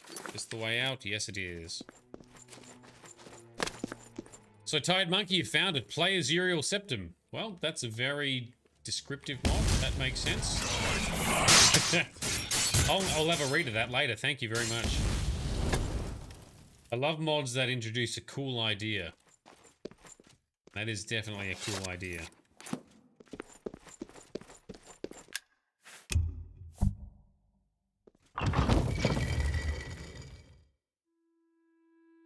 When we do our Skyrim playthrough, we're going to be doing a bunch of quest mods as well. Oh, who's this? Look at this guy. There he is. I called it. I bet you that's Claude. Geared up, off his tits in glass armor, which is the highest level of light armor you can get. Alright, dickhead. Bring it on. I bet you he's going to... He couldn't face the ruins, but... he's going to then try and fight someone who succeeded where he couldn't. Not wise, good sir. Well done. You have much to learn about this business, my friend, but you show definite promise. But first, of course, you must hand over the carving. Yes, I think not. You cannot have it. Are you sure? I truly have no wish to harm you. It is the carving I want. Just business. And it is your blood Hand it I over. want. And someday we will both laugh about this over drinks at the Tiber Septim. I will give you one last chance. Fuck no, definitely not. You cannot have the carving. As you wish. Too bad. I was just getting to like you. Yeah, Coggy, do you know what we've achieved, sir? Do you know what we are capable of? What's the matter here? He has an army. So he went invisible. And he's riding on a horse. Where are you going?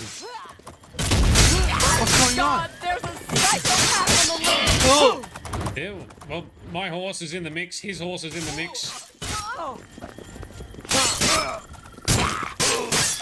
There you go. Lord Merrick. Oh, you're going down.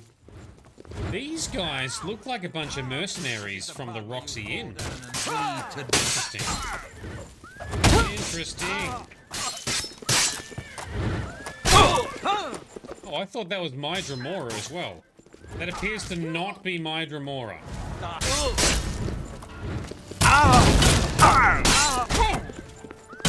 Drain you. Drain you. They're taking both of you out.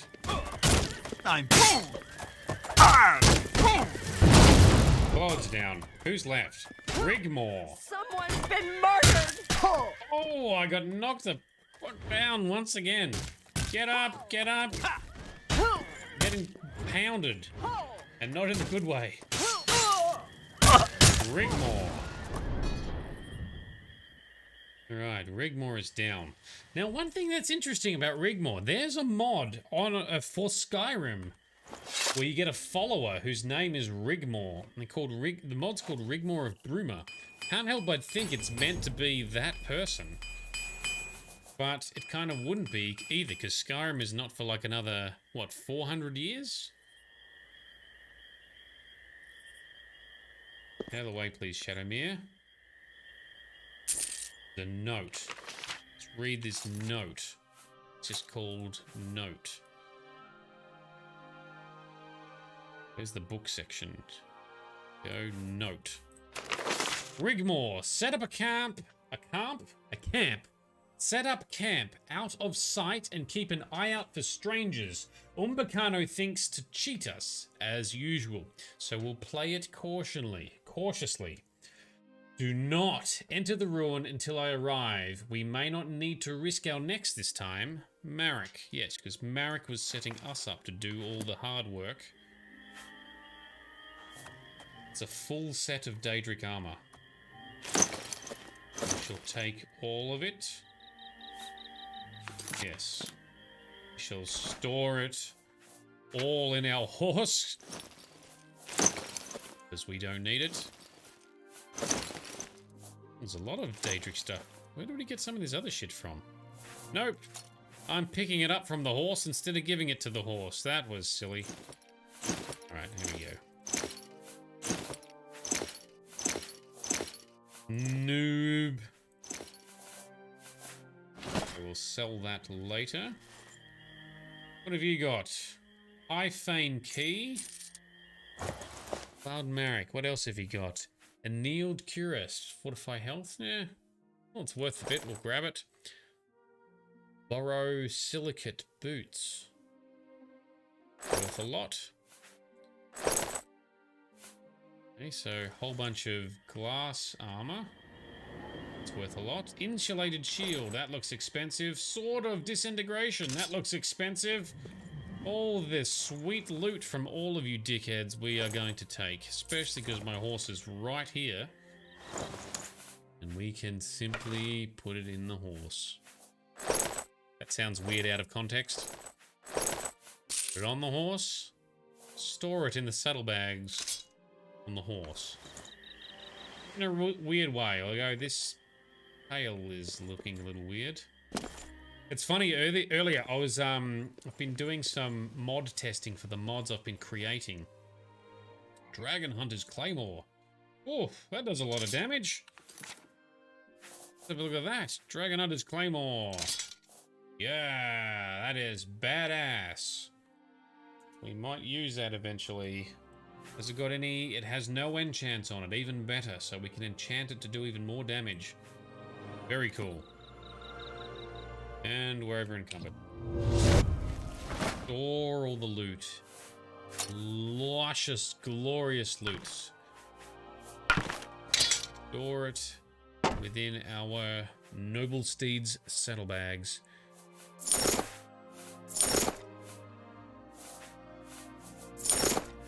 Many items. I think a bunch of these guys are at the Roxy Inn. I wonder if we go to the Roxy Inn now. Is that inn going to be fairly empty? Let's check it out. Heal up! Jump onto Shadowmere. So anyway, the Khajiit with his tail sticking up in the air reminds me of something I heard earlier. So I was doing a lot of testing for a spell I've created for one of the mods I'm making, where you can animate a weapon. Basically, you can chuck a weapon on the ground, cast a spell, and it gets animated and follows you around and fights for you. I was testing it inside the city, and I just happened to be nearby a point where two guards were talking, so I kept loading this point every time I was testing the mod. And that's interesting, hearing the random discussion and dialogue between the guards. One guard is talking about, oh, I nearly accidentally murdered someone. There was a Khajiit who was acting strange or whatever. Turned out he was just cleaning his tail. So he must have been doing something strange with the tail that got the guard alerted that he nearly attacked him. But lucky he paused, he waited, he verified. Oh no, it's just a Khajiit. He's just cleaning his tail. The other guard goes, oh yes, we must be careful. Must have our wits about us. Yes, they were. They were all from the Roxy Inn. So one of the things you can do is you can come to the Roxy Inn earlier in the game, and there's a bunch of mercenaries in here. Now, if you come in here over a certain level, I don't know if you need to be like level 18 or 20, they'll have most of them will have glass and Daedric armor. So it's one way in which you can get some good armor. It's Pranal. Oh, okay. And Pranal, for example, he is a heavy armor trainer that you can do a training quest for. When I was in here last, one of the people had a armor piece I really liked the look of because it had a chunk of chameleon in it. So I wonder if it's regenerated him with different armor because we just took them all out. But you can come in here and pick a fight and just kill everyone and get a whole bunch of awesome armor if you can kill them, if you can actually succeed. I didn't want to do it because it seemed like a bad thing to do, especially when there's a Imperial soldier here who reports you for murder. Anyway, that's disappointing that we didn't get one of the guys wearing a cuirass that had chameleon. Not that we need it, because we've got enough chameleon we can sneak anywhere. Alright, back to the city we go. So, whoop. Yes. Tide Monkey, would you say inventory management is a key part of Bethesda games or just an annoyance? It's halfway between the two. I find that it is essential and necessary, but it's also annoying when you're having to micromanage stuff. So one of the things that usually happens to me in all the Bethesda games is it's all done via weight. So this is our carry weight, 361. Where have I got 361 worth of weight? Earlier in our playthrough, it was like 200, but I had sort of the same number of weapons and the same armor. Where is this extra weight being lost to? That's always what tends to happen. And usually it's things like potions and it's things like soul gems. I've got so many soul gems, right? This all adds up, but you don't notice it as you're gradually playing it. I think ultimately it's good to have some kind of augmented inventory capability that makes sense from a lore and a gameplay perspective without making it too overpowered. I think you need to just carry a whole bunch of shit so the game is not annoying. However, other NPCs in the game do not have this advantage, which is why, or one of the reasons why you can make more money than them, carry more gear than them, and succeed more than they can. So that's why I think there's got to be a balance between the two. A little bit of inventory management and loot collection and augmenting yourself I think is good and it's fun. I like customizing and creating gear exactly for my needs and the scenario that I'm in. Ultimately, if you just keep having to micromanage and constantly juggle stuff, that becomes an annoyance and an overhead. It's hard to get the right balance. Alright, it's nighttime. Umbacano's house is locked. If we just break in, just saved. Break in. Hopefully we're in good enough favor that he's not going to get too upset. Let's see what his manservant says. Sorry, friend. It looks like you've wandered into a restricted area. Right. You've got to leave now. Okay, so his guard doesn't like it. Now, if you don't heed the warnings when someone is telling you to get out of a place where you are trespassing, if you do not heed said warnings, on the third one, they'll warn you 3 times, and I believe on the third one, the guards are summoned. Magically, they can hear, in they come to save the day. Then you got to deal with the guards and bounties and stuff. So generally speaking, if you're busted trespassing, just get the fudge out of there. 1 more hour. Let's chill out for another hour.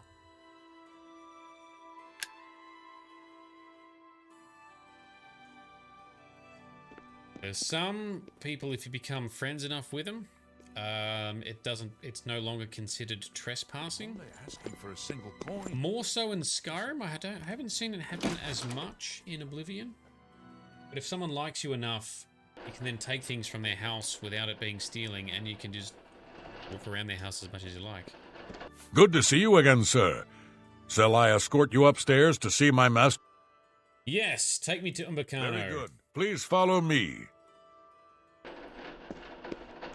Glad you're here, Droll Ring, otherwise I would totally get lost and stuff.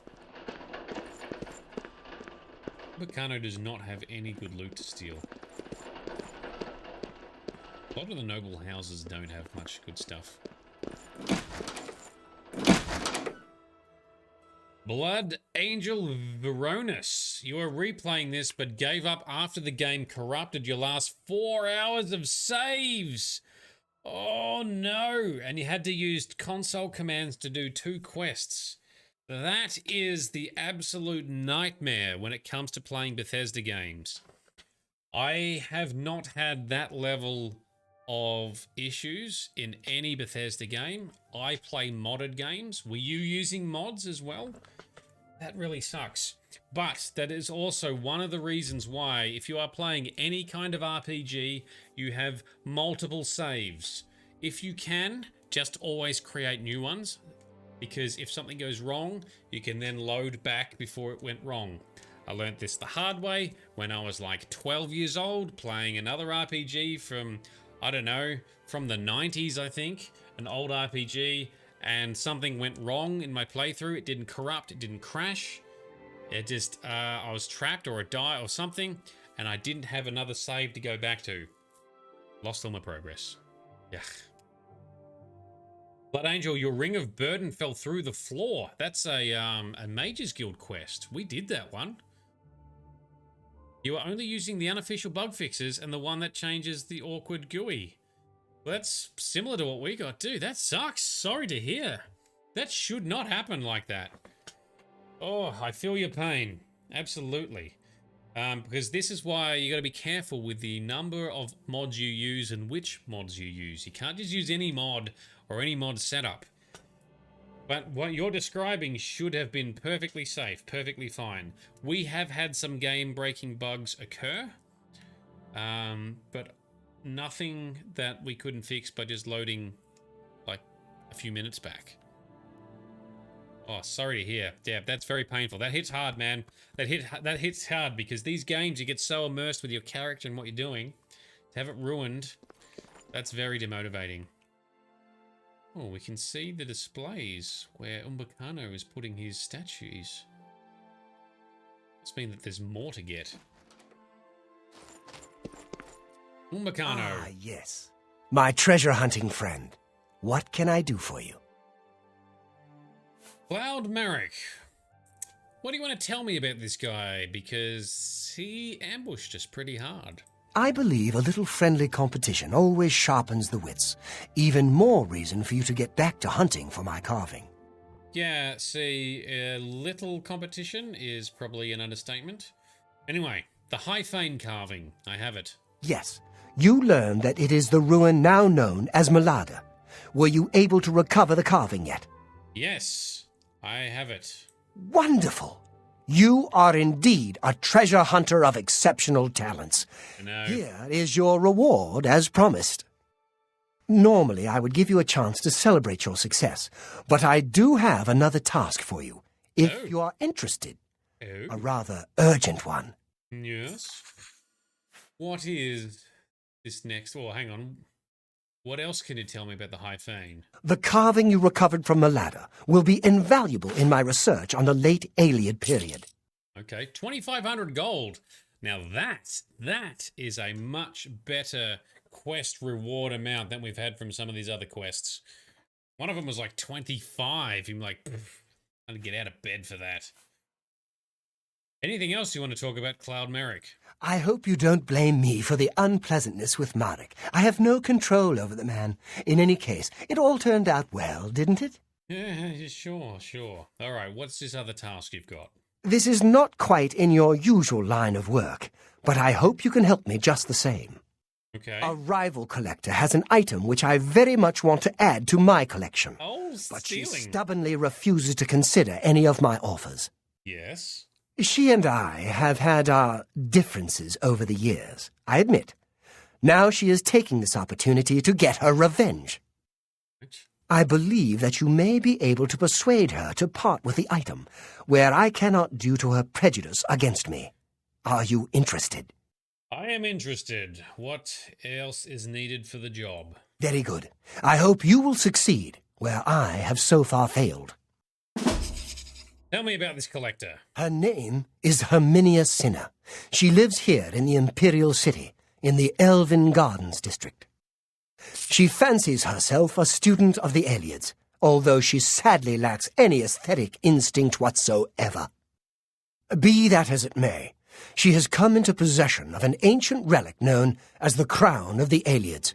Your job is to acquire it for me. Here is more than enough gold to buy it at any reasonable price. You may keep whatever you do not use as your fee.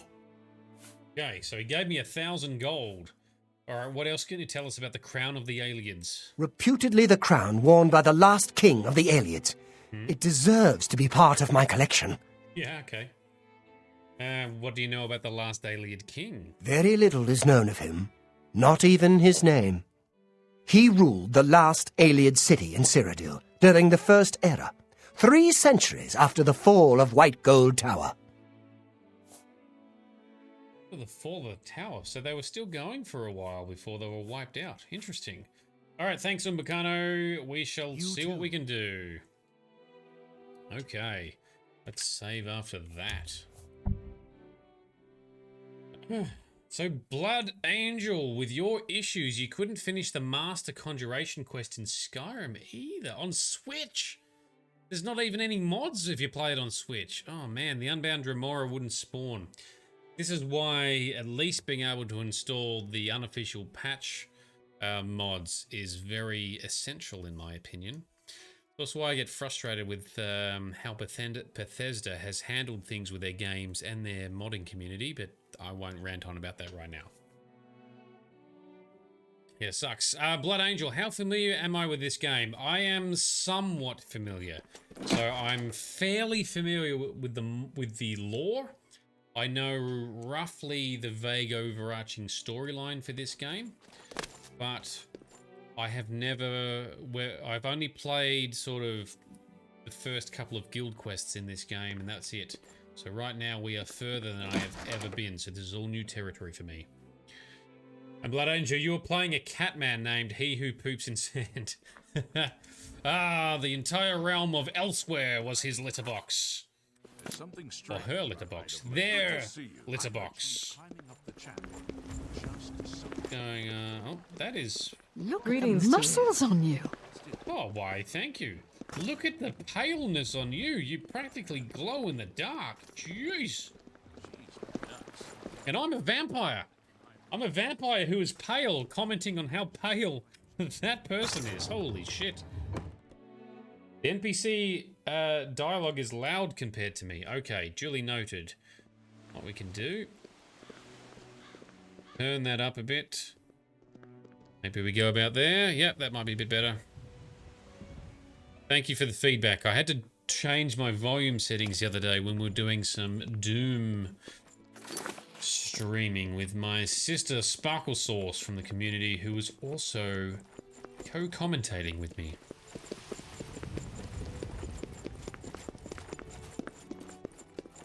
So this person... Good to see you. Herminia Sinner. Save. Now, before we talk to you, let's put a charm spell on you, shall we? Illusion. Soothing touch. Nope. Like a seductive charm. That's what we want. I'm at your service, Sir Knight. Oh, we're getting recognized for this knight business we did earlier. That's kind of cool. Alright. What do you happen to know about the last Ayleid king? The King of Nenalata is the last Ayleid king known to history, true.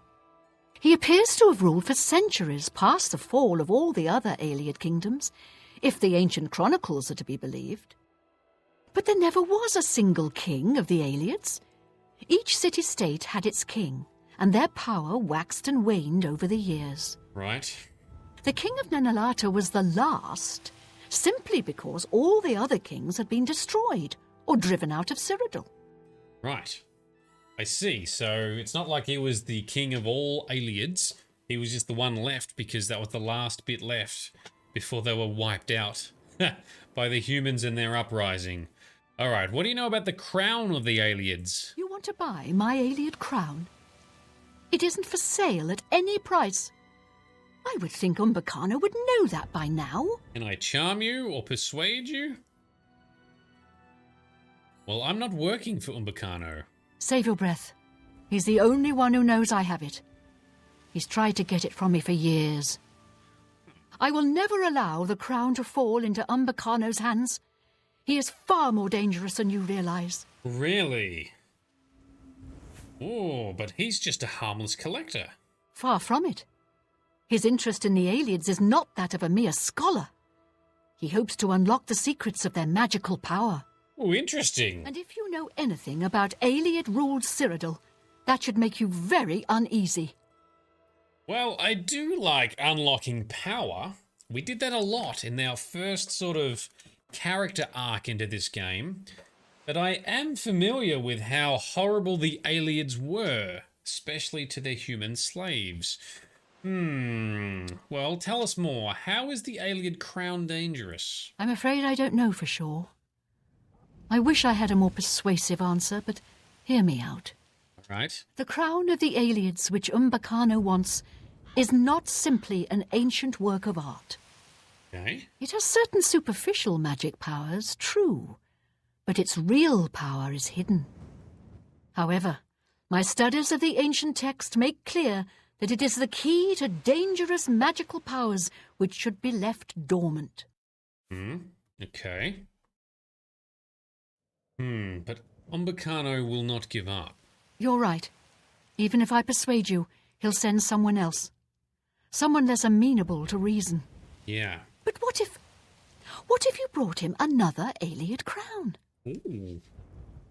Ooh, what do you mean, another crown? My own research into the late Ayleid period suggests that there was not a single Ayleid ruler, but many. They were a bitterly divided people, with many warlords vying against each other for power. Yeah. Their ultimate demise was wrought by their own civil strife, at least as much as by the rebellion of their human slaves. So what about this other crown, then? My crown, the one Umbacano covets, belonged to the ruler of Nenalata. I've learned of another crown, entombed with the last ruler of the rival city of Lindai. Since Umbacano has never laid eyes on the real crown of the Ayleids, I doubt he could tell the difference. Okay. In any case, the other is also a real Ayleid crown, just not the right one. I think we could all sleep better if you brought him Lindai's crown instead of the crown of Nenalata. Here, I happen to have the key you'll need to enter the royal burial chamber in Lindai. Convenient. I hope you'll make the right choice. Tell me about Lindai. The Ayleid city of Lindai was a bitter rival to Nenalata, the city of the so-called last king of the Ayleids. Umbacano may not be able to tell the difference between the crown of Lindai and the crown of Nenalata. It's at least worth a try. I know I don't want to find out what terrible power Umbacano could unleash using the crown of Nenalata. I do kind of want to find out. All right, what else about the crown of the Ayleids? I hope you'll make the right choice. Umbacano must not have the crown of Nenalata. All right, let's check out this other one then. See you later. Good day. Okay. So Lindai we shall go to, I guess. See what happens if we give Umbacano the fake crown. Maybe she'll give us the real crown if we do that? That could be a nice angle.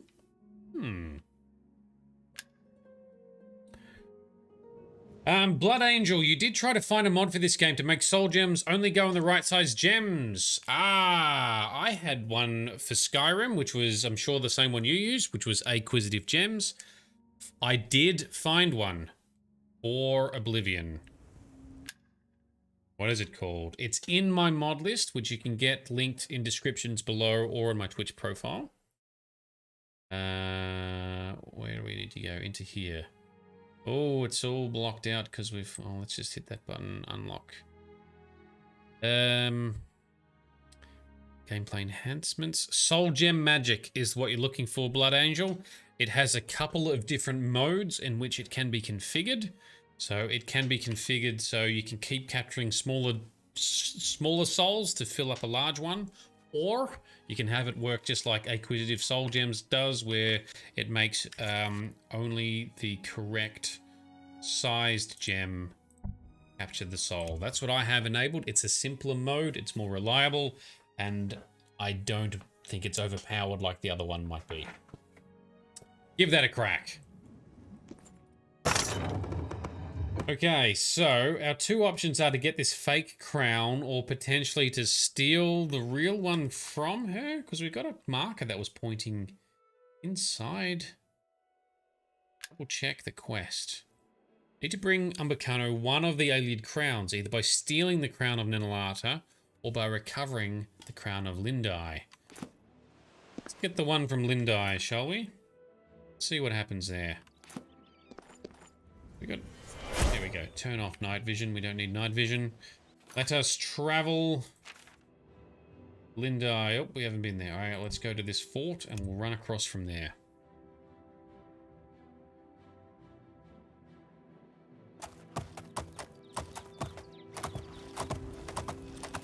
This way. Not back into town.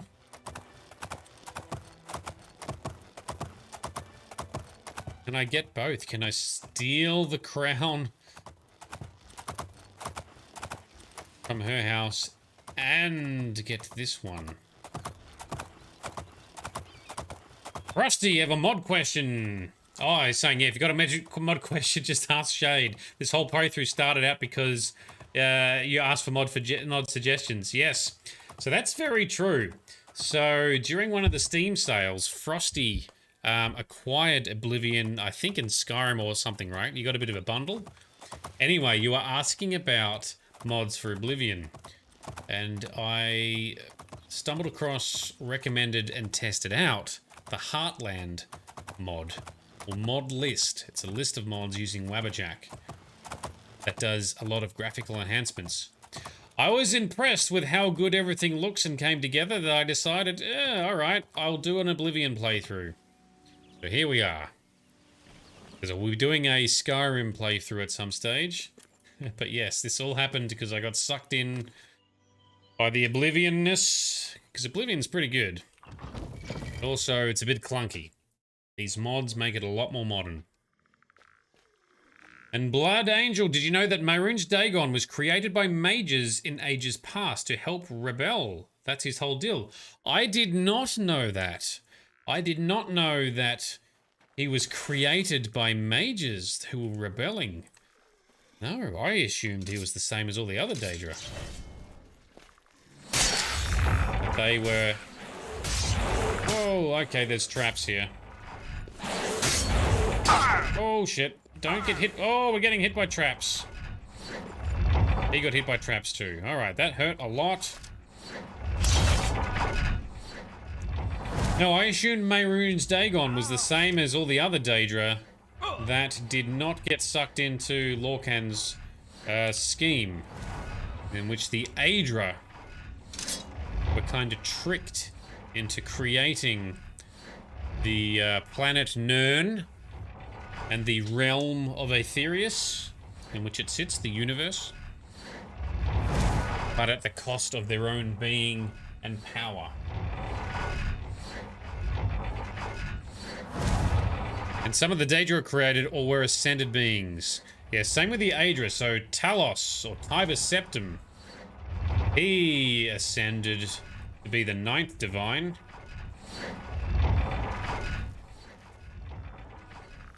Also, one of the other going theories that the Dwemer, because there's sort of, and I've consumed a lot of Fudge Muppet, so that's a YouTube channel where they talk a lot of heavy lore, and they've speculated around some of the lore surrounding the Dwemer. And I like one of their theories because in achieving apotheosis, ascending, achieving what is known as Kim, or Chim, CH, I think it's pronounced Kim, is the realization that nothing is real, and that all of these realms are in fact part of a song, or the dream of the Godhead.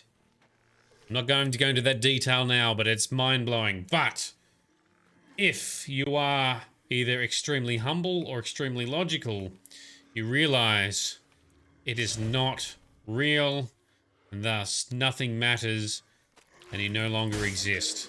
Which is possible with what happened to the Dwemer when Kagranak, is it Kagranak? Used his tools on the heart of Lorcan, and at that moment, all Dwemer vanished in an instant. All dwarves or Dwemer elves, all gone. One theory being is they ascended or prompted to ascend, achieve Kim,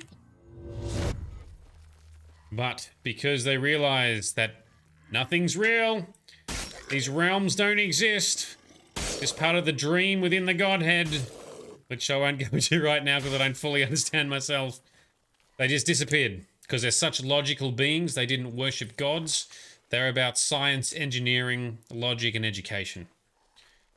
Whereas people like Tiber Septim were confident or cocky or devout or convicted enough to have this realization, but to go, no, I exist, I will keep existing, and I will use these newfound knowledge and abilities to my advantage. In his case, became a divine.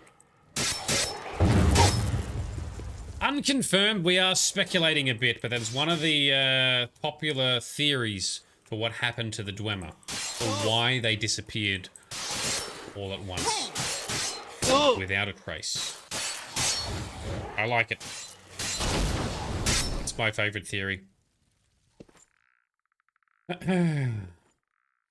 Oh, you got it from their Elder Scrolls podcast. Wow, so you're an even bigger lore nerd than I am. Awesome.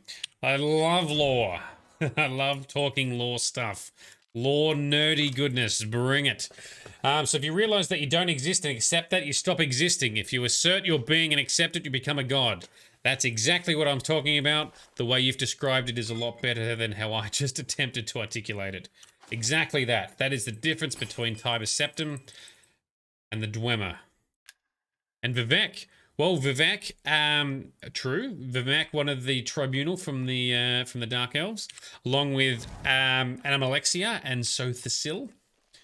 Although Sothasil being a very logical person, but persisted to exist anyway, I guess.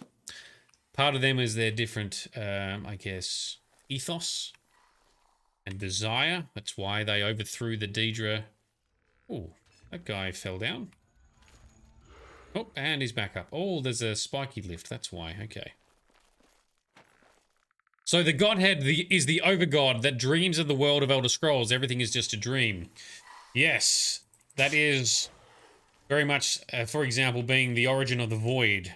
I think where the void exists in the dream of the Godhead, right? And that's where I get the names Padamai and the other being order and control. Then how they started creating their own beings, which then led to creation of Aedra and Daedra, for example.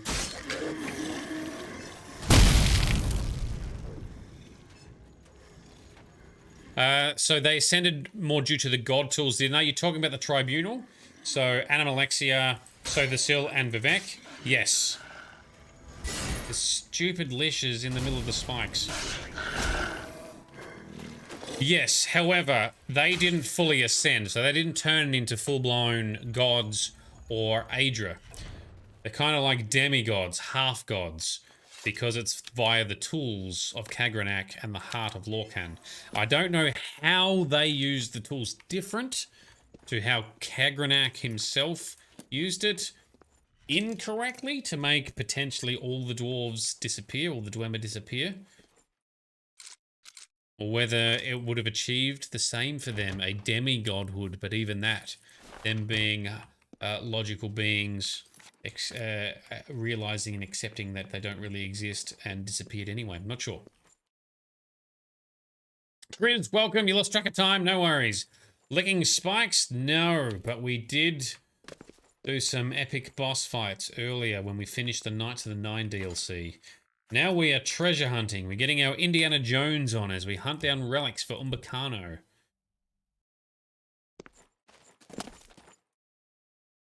This is a big ominous hall. Oh, look at that. There's some more spikes to get launched up into, so we're not going to go there.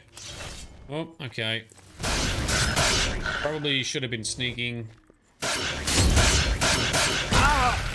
Oh, that hurt.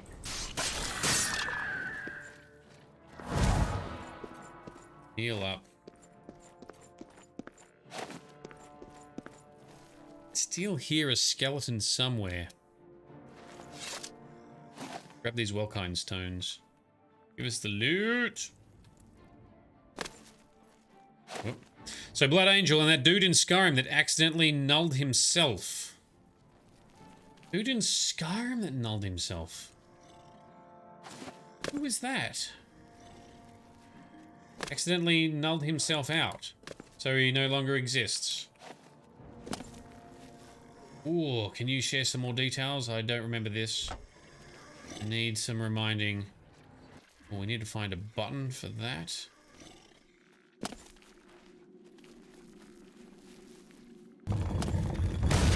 Oh, you're not getting us, Yeety trap.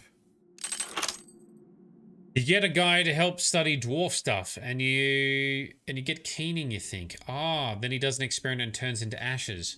That might be from a creation kit, potentially.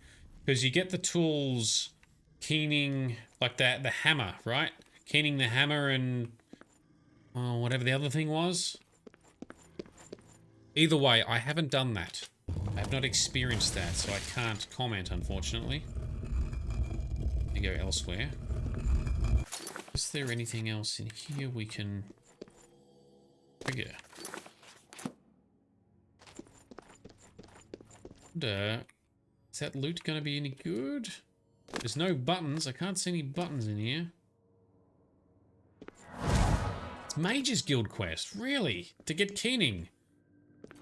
I did do the Mage's Guild stuff in Oblivion. Sorry, in Skyrim. Gonna knock these things down so we can take them. Bing!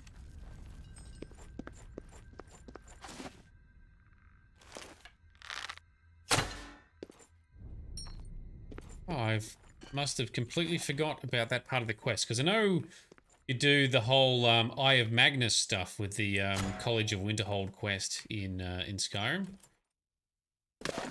I don't remember dealing with the tools, the dwarven tools.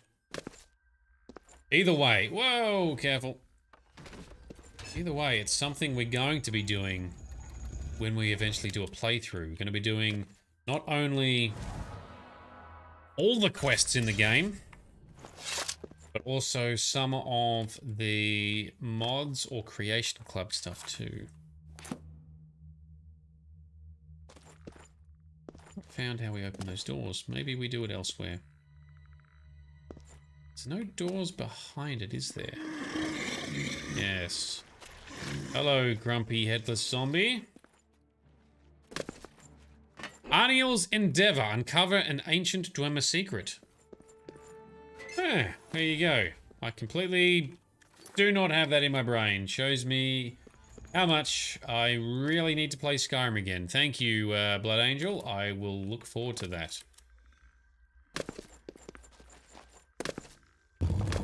Oh, nearly got spiked. Oh! Ugh. All right, let's just go forwards through the door up here. Don't know how to get to those little loot chambers. Long healing potion we'll grab. Yeah, something. Here, skeletons. Maybe when we come out from this intersection, we'll come out in a different spot, perhaps? Oh no.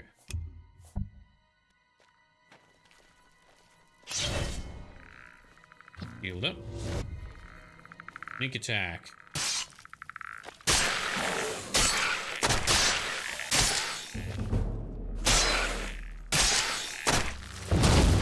Boom! I do love exploding skeletons. That can be very fun. bow were you using? Have we got night vision on? Nope, nope, now we do. Turn it off. We had a bow. Can't see the bow. Maybe it fell through the floor. Doesn't matter. More skeletonliness here.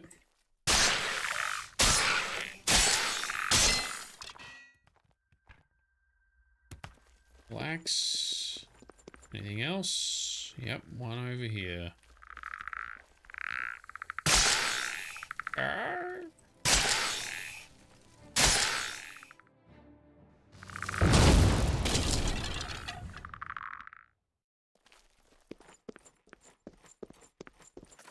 Room is clear. Let's go. Ooh, is this another weird key? The carved stone that Herminia Sinner gave you fits seamlessly into the hole in the door. And the door is open. And we save the game. All right.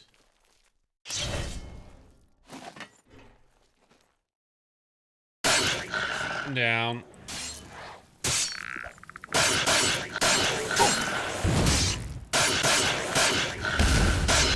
Oh shit, that fire hurts a lot. Because we're a vampire, we don't like fire. Fire damage hurts. Oh wow, that hurt. Never mind, we survived. Good job, team. Oh, that's a mighty stuff. Oh, that has opened up one of the Vala stones there. We'll grab that. Yoink. Vala stones are cool because you can sell them for like 1,000 gold or a little bit less. Or you can consume them and they will recharge every magical item in your inventory. Now, if you got a whole bunch of stuff, cheaper than paying other mages to recharge them. Saves on a lot of soul gems. Never used one yet, but it is pretty cool that they can do it. It's like Welkind stones. If you consume one, you can replenish your magicka. Alright, I've found the Ayleid crown of Lindai, just as Herminia Sinner said. Now to return it to Umbercano to complete my task. I wonder if he is going to get itty about it. Fortify some stuff, resist magic. Yeah, not bad, not bad. How does it look? Yeah, that looks very knobbish. Very Ayleid-esque.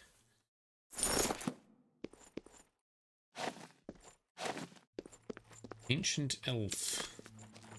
Okay, any other loot to collect? Ooh, are these? These are the buttons we had to push, right?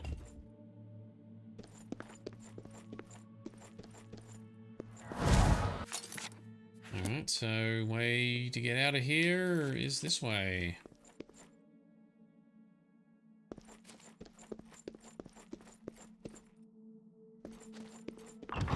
Alright, let's find out if Umbercano is going to notice or care. Whoa, hang on, first.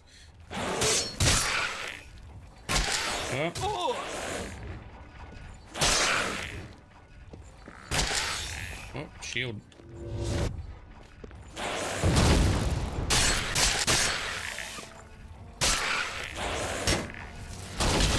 Here we go.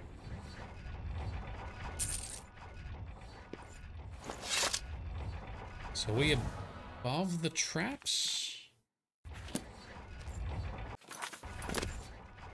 Nope. Here they are. Ow. Oh. Ow again. Oh. Oh, terrible. Terrible trap avoiding. Never mind. That's why I like using like the slow time shout in Skyrim. That's such a cool ability.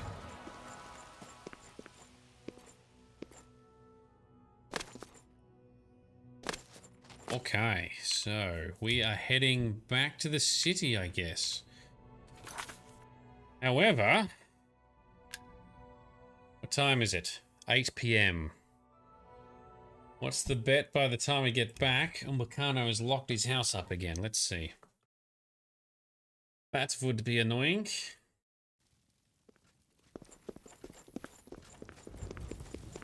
$9.42. Is everything all right? You look a bit ill. No, it's just vampirism. I'm good. I'm good. His house is still open. He's a night owl like us. Goes to bed late, gets up late. I like it. Hi there. So, have you managed to persuade Herminia Sinner to part with the Ayleid crown? Got a different guard. They must rotate. That's not the guard you had earlier. Yes, Well, Umbacano. here's a fine one. Speak freely. Ah, yes. My treasure hunting friend. What can I do for you? Cool. I have the crown of the Ayleids. Have you brought me the crown of the Ayleids? We have. Yes, here you go. Interesting. These markings are unexpected. The royal glyph is not as described by Sorkelin. But no matter. This is clearly authentic Ayleid workmanship. Later ages have never seen the like. Yes. To think that I hold the very crown that once graced the brow of the last Ayleid king. Even to gaze upon it would have been death to any one of the lesser races in the old days. I thank you again for your efforts. I have one final task for you, if you are still willing to face danger on my behalf. Bring it on. How's this gonna all come together, Umbacano? What do you need me to In do? order to bring my research on the last king of the Ayleids to its final stage, I need to go to the throne room of Nenalata. While I am not without means of defending myself, I believe you would be an invaluable companion on such an expedition. Your reward will be whatever plunder you wish to carry off from Nenalata. Okay. Since the throne room has been sealed since the time of the Ayleids, it should provide rich pickings. Excellent. Okay, well, I shall see you at Nenalata then. Very well. 3 days, then. Don't be late. 3 days? Dude, how about now? Alright, see ya. Remember, I will be expecting you at Nenalata in 3 days' time. Well, we're just gonna go and rest for 3 days. Maybe... Yeah, why are you here? Oh, is it because we're walking around the house unescorted? Alright, thank you, guard lady. Let's go. Now, I suspect that Umbacano wants to wear the crown in Nenalata to unlock whatever this dangerous magic is that Hersinia mentioned. You've got quite the silver tongue. And the fact that he's got the wrong crown might blow up in his face. Let's see, I guess. If we're giving him the correct crown, we might facilitate him unlocking something to find. No, whatever. Let's see. 3 days. Really? Umbacano has asked me to meet him at the Ayleid ruin on Nenalata. He wants me to keep him... It wants me to help him reach the throne room so that it can complete his research on the last king of the Ayleids. Okay, well... 3 days. How about, let's just go and have a snooze then. We haven't slept in a while. To the university. Sleep. Let's feed. We'll be all set.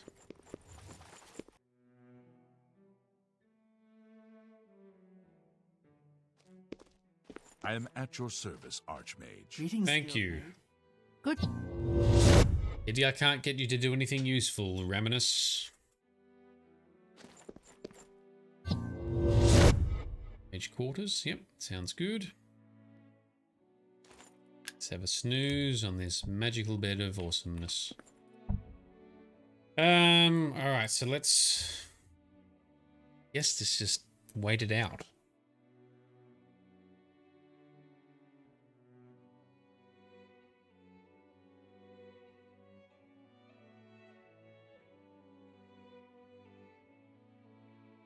Wait for the ticking down to be complete.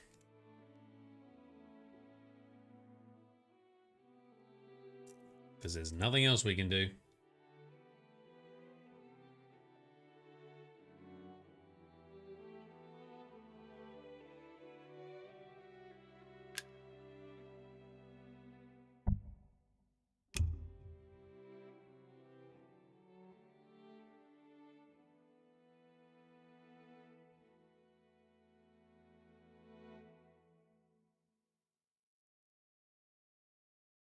Whilst it is realistic that you got to wait 3 days, it is kind of annoying. Don't have a mod on that speeds up the passing of time either. Sometimes they can upset the game engine a bit, but ultimately I don't know.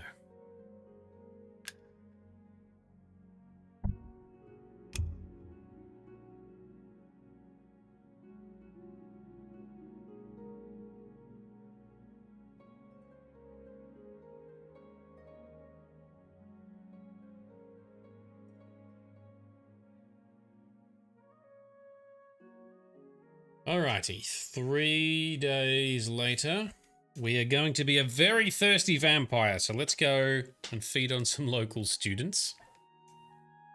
Because that's one of the advantages of now being the Archmage. We've got a free bed to sleep in. And food sources nearby. Stage 4, that's it. Oh, and somehow we've descended to level 20. That's unexpected. Never mind.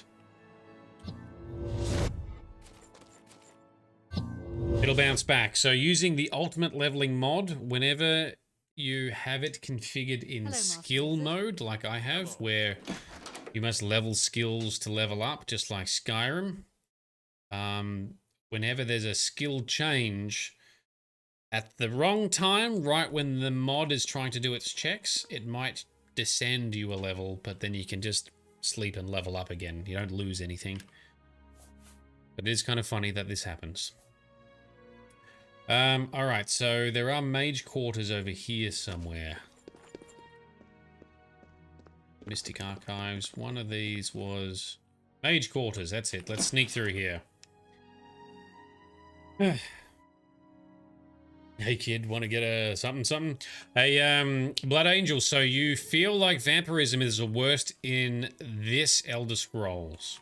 Completely agree. In Elder Scrolls Oblivion, it is more painful. That's why I've been creating my own vampire mod to make it less of a burden and more enjoyable. And keeping it, I've been trying to keep it more true to the theme of how Elder Scrolls wants to do vampirism, which is the whole stages thing. The way I've done it is stages 1 to 3 are very similar. You're more... just feed. You're more charming, persuasive. It augments your personality type skills. And you can still get sneak bonuses and stuff. Stage 4, the beastly mode that everyone dislikes, will have sun damage. It's the only stage I've got by default with sun damage. And it augments your combat skills instead, but lessens your personality skills. So people really don't like you, but you can fight well. And I've made it. Hello, yes. And I have made it so that you can cast a spell to embrace your vampirism and jump to stage 4 if you like, because you want to be in uber fighting mode. So you've got more control over your stages. I've seen other mods where they try to do this a bit, where if you're like in stage 2 you get certain abilities, in stage 3 you get some slightly different abilities. Problem is that's annoying, because you're then having to micromanage which stage you are in, and if you feed, you jump all the way to stage 1. I've bundled stages 1 to 3 together with the effects just wearing off. I'll have this published soon. If you're watching the recorded high-definition versions on YouTube, they're already published with guide videos and everything. Links in description below. All right, let's put on some night vision. Let's jump on our horse. Let us run westerly along the river. Follow the river. Find these ruins. Find a Meccano. Silly bastard. See what happens.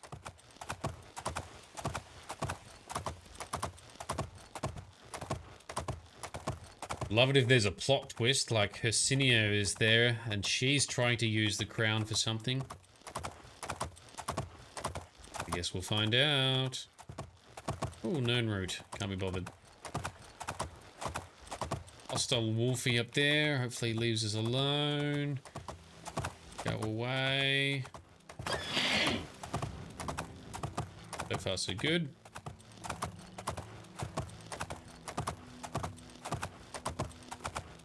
One of my other main mods I created for Skyrim as well is the ability to be a hybrid. You can be both vampire and werewolf at the same time. So I do want to do some updates for it and enhancements. I don't have the time at the moment, but that's coming soon. That'll be in play when we do our Skyrim playthrough on stream and recording.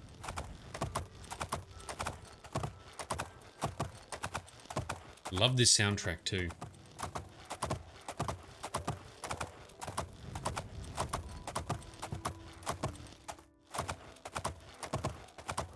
Right, we found Nanalata. We've arrived. Are we repaired? Now we are.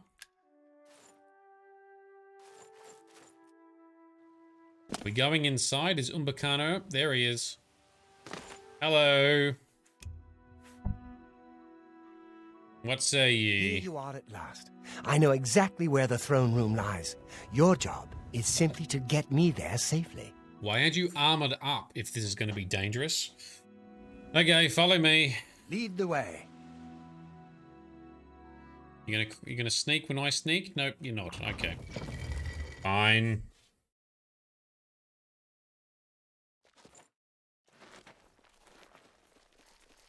How big is this place in Bacano? Do you even know? I'm guessing that's where we come out. Shield up. I can hear that there are skeletons nearby.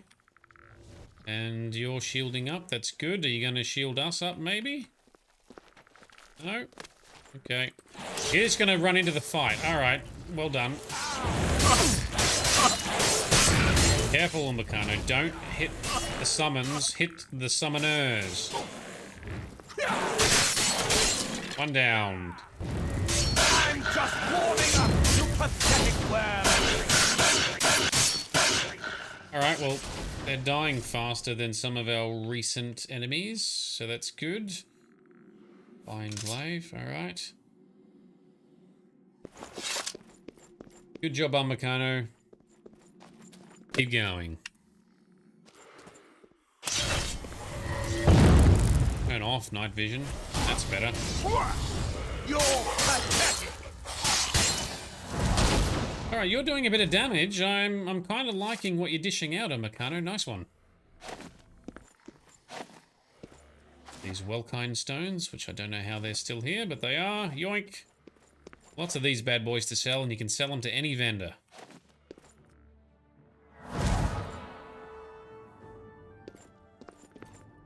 Anything up here? Nope.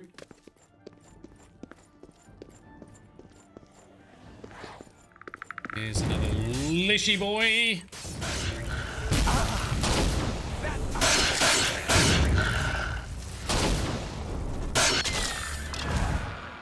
He's down. Take his staff. Take the gold. Ooh, auto door. That seems ominous. Tide Monkey, have we done the arena? Yes! The arena is actually the first real questy thing that we did. So we did the arena, although we might have gone to Joffrey first just to turn that stuff in, to turn in the amulet. But yes, we've done the arena. That was a challenge, especially so early in the game. But what I was able to do is I did a bunch of alchemy. So you can go to the farms and just collect food and stuff. Ow. Shield. Shield. And in doing so, you can make a lot of restore fatigue potions. Oh, fuck off. I didn't mean to hit you. Ah. So apparently we've accidentally hit Umbacano. He's turned hostile. Can I knock you unconscious to reset you? Dead? No, he died. Book. Yeah, quick saved. But with the money I made from making potions, I bought a bunch of conjuration spells, which I used to... Oh, Umbacano died again. God damn it, Umbacano, what are you doing? Let's get our own army up then. I bought these summon spells, which are really handy.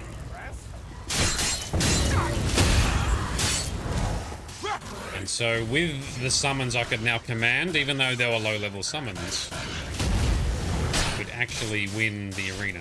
And we did. Alright, good job, team. Excellent. Blood Angel, you accidentally made a companion mad at you in Fallout 4 and couldn't kill him because he was essential. Oh, if you knock them unconscious, that usually resets their AI, so they stop attacking you, but I'm guessing that didn't work for you. Yep, that's annoying. That's the one thing that's really frustrating, or there's many things. That is a key thing that is really frustrating with Elder Scrolls games, is the buggy AI where your companions and summons will fight each other by accident, which is even more dumb and annoying, is the fact that in Oblivion, you can set a flag on an NPC that says ignore friendly hits. I know this because I'm doing this in the mod that I'm making for creating some followers. Some different followers. Unconventional followers. Why isn't that enabled by default? Come on, Bethesda.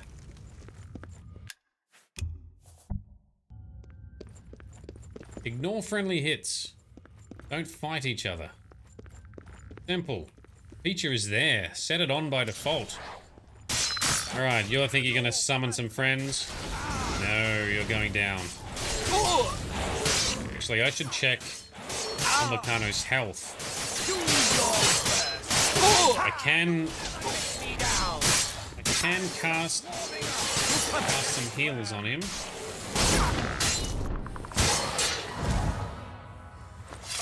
His health must be full because I can't see... Oh, he's got an arrow poking out. Never mind that. Can't see a health gauge on him, so that usually implies their health is full. What do I call it? Call it Shady Healing Touch. Shady Healing Touch. Here it is. Heal ourselves as well. The Grizz, you've done that with Preston. Oh man, I've got other frustrations with Preston Garvey in Fallout 4. I just ended up sending him to another settlement on his own, so he didn't keep giving me radiant quests in the background, for which you don't even have to accept, they just activate, for which you don't even have to hear, because he just has to be talking to you in a approximate vicinity.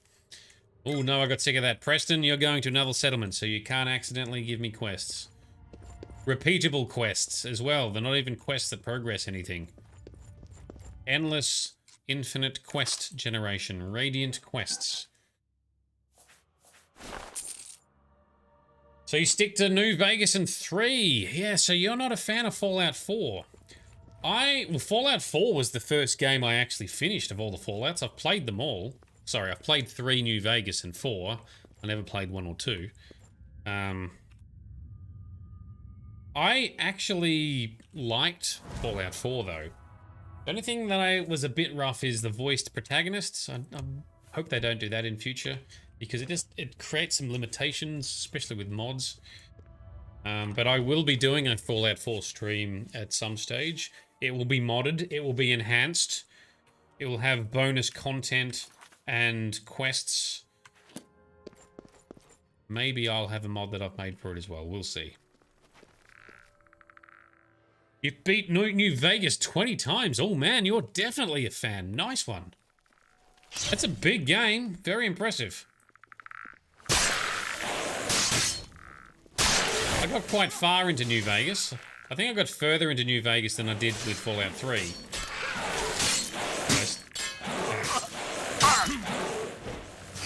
But I still never finished it. Careful, Umbacano. That's the real guy. Don't fight the summons, fight the summoner. Alright, he's healing himself. That's good. Fallout 3 was good, but buggy as hell. I found them both to be a little bit buggy, but I played both Fallout 3 and New Vegas modded. I've never played a Bethesda game on release. So it's going to be interesting with Starfield coming out in the not too distant future. I want to play it. I also want to wait for all the unofficial patch fixes to come along.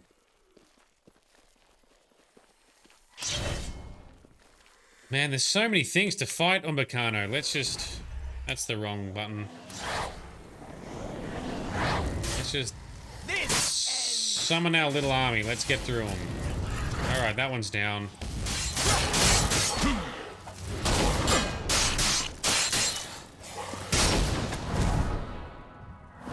Alright. So have you played 1 and 2 Blood Angel of Fallout? I have not played them, but I have seen snippets from other YouTube channels that have, or have showcased some pieces. Like, Up Is Not Jump. He's done some good coverage. That's given me bits that I liked without going overboard and boring me too much. I don't intend on playing Fallout 1 or 2.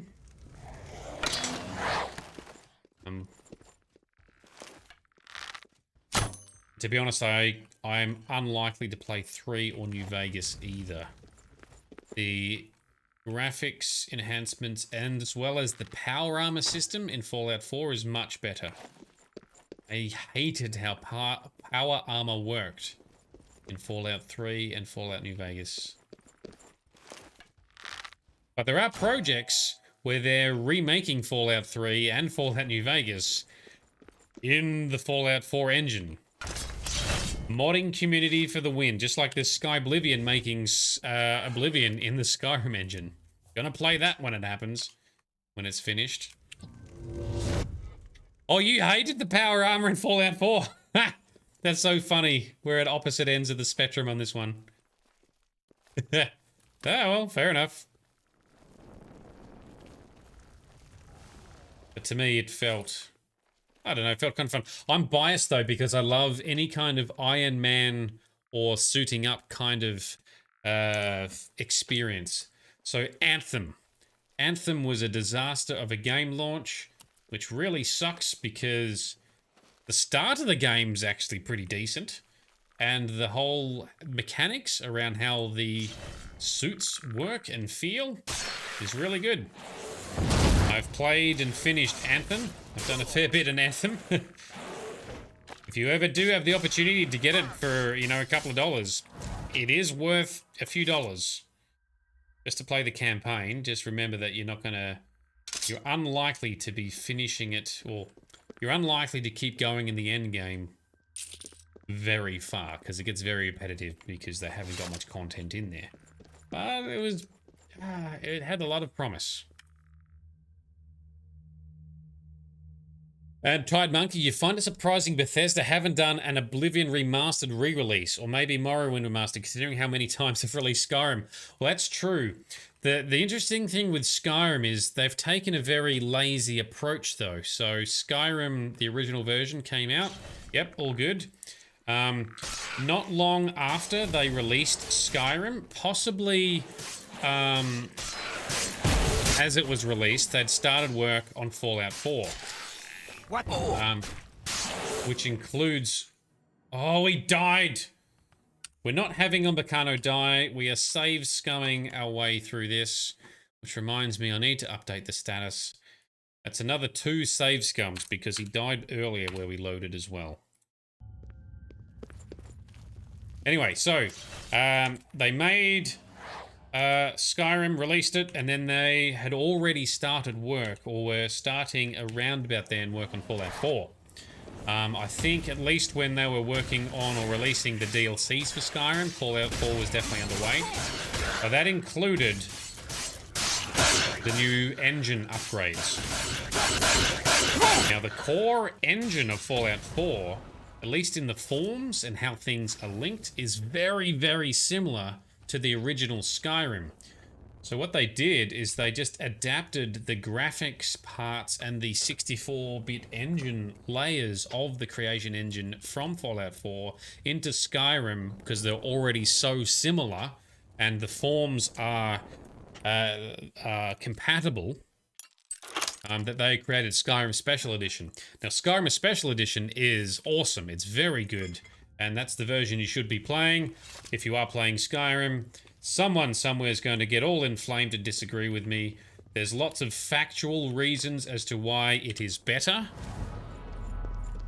Not just opinion, but scientifically, because remember, opinions, everyone's got opinions, and that's fine. Opinions equals opinions, but opinions do not equal facts. No matter how strong your opinion is, it cannot outpower fact. The engine in Skyrim Special Edition is superior in that it handles graphics better, it's more stable, and the optimizations they introduced so you can have light plugins also makes for a better experience. The one problem is you need to get one of the mods for it, because if you have too many plugins, you start losing frame rate. There's a limitation they had, or oversight, where it's something runs and scans each plugin, each frame. So every single frame rendered, it scans every plugin every time. If you're just running the game with the first, 5 or 6 default plugins, that's fine, no big deal. You try and run with 50 plugins, you start losing frame rates because it's trying to scan each plugin or check something each time each frame is rendered in your game. It's absolutely ridiculous, and it's one of the most infuriating things with Bethesda and what they've been up to. Anyway, there's a mod which uses the script extender DLLs to bypass it, and you get your frame rate back. The only scientific reason why not to use Special Edition is for some reason you can't use that mod. Skyrim Special Edition still has the same bugs. That's correct. So that has the same bugs because the content, the plugins, the forms are exactly the same as the original. They're just copied across. They're just ported across. Remember, I'm going to do some videos on this, some educational videos, but effectively for a game, you've got mostly 3 things. You've got an engine that does the graphics and physics. You've got forms, which is sort of how things connect to each other. And you've got assets, which is the actual models, textures, etc. No, there's a 4th one. You've got scripts that also form sequences or make things happen based on events. So for Skyrim Special Edition, they just copied it across. That's why I say they were very lazy or efficient.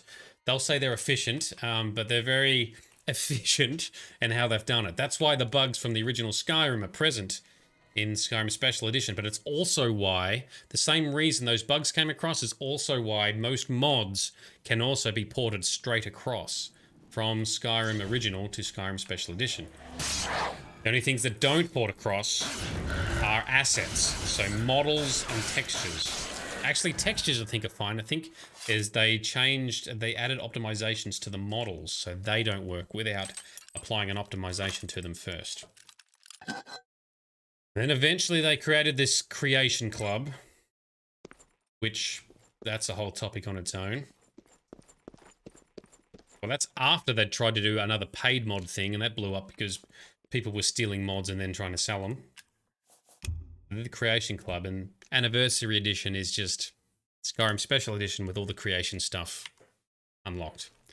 And a lot of the Creation Club stuff is shit. Not because it's overpriced for the value you get out of it.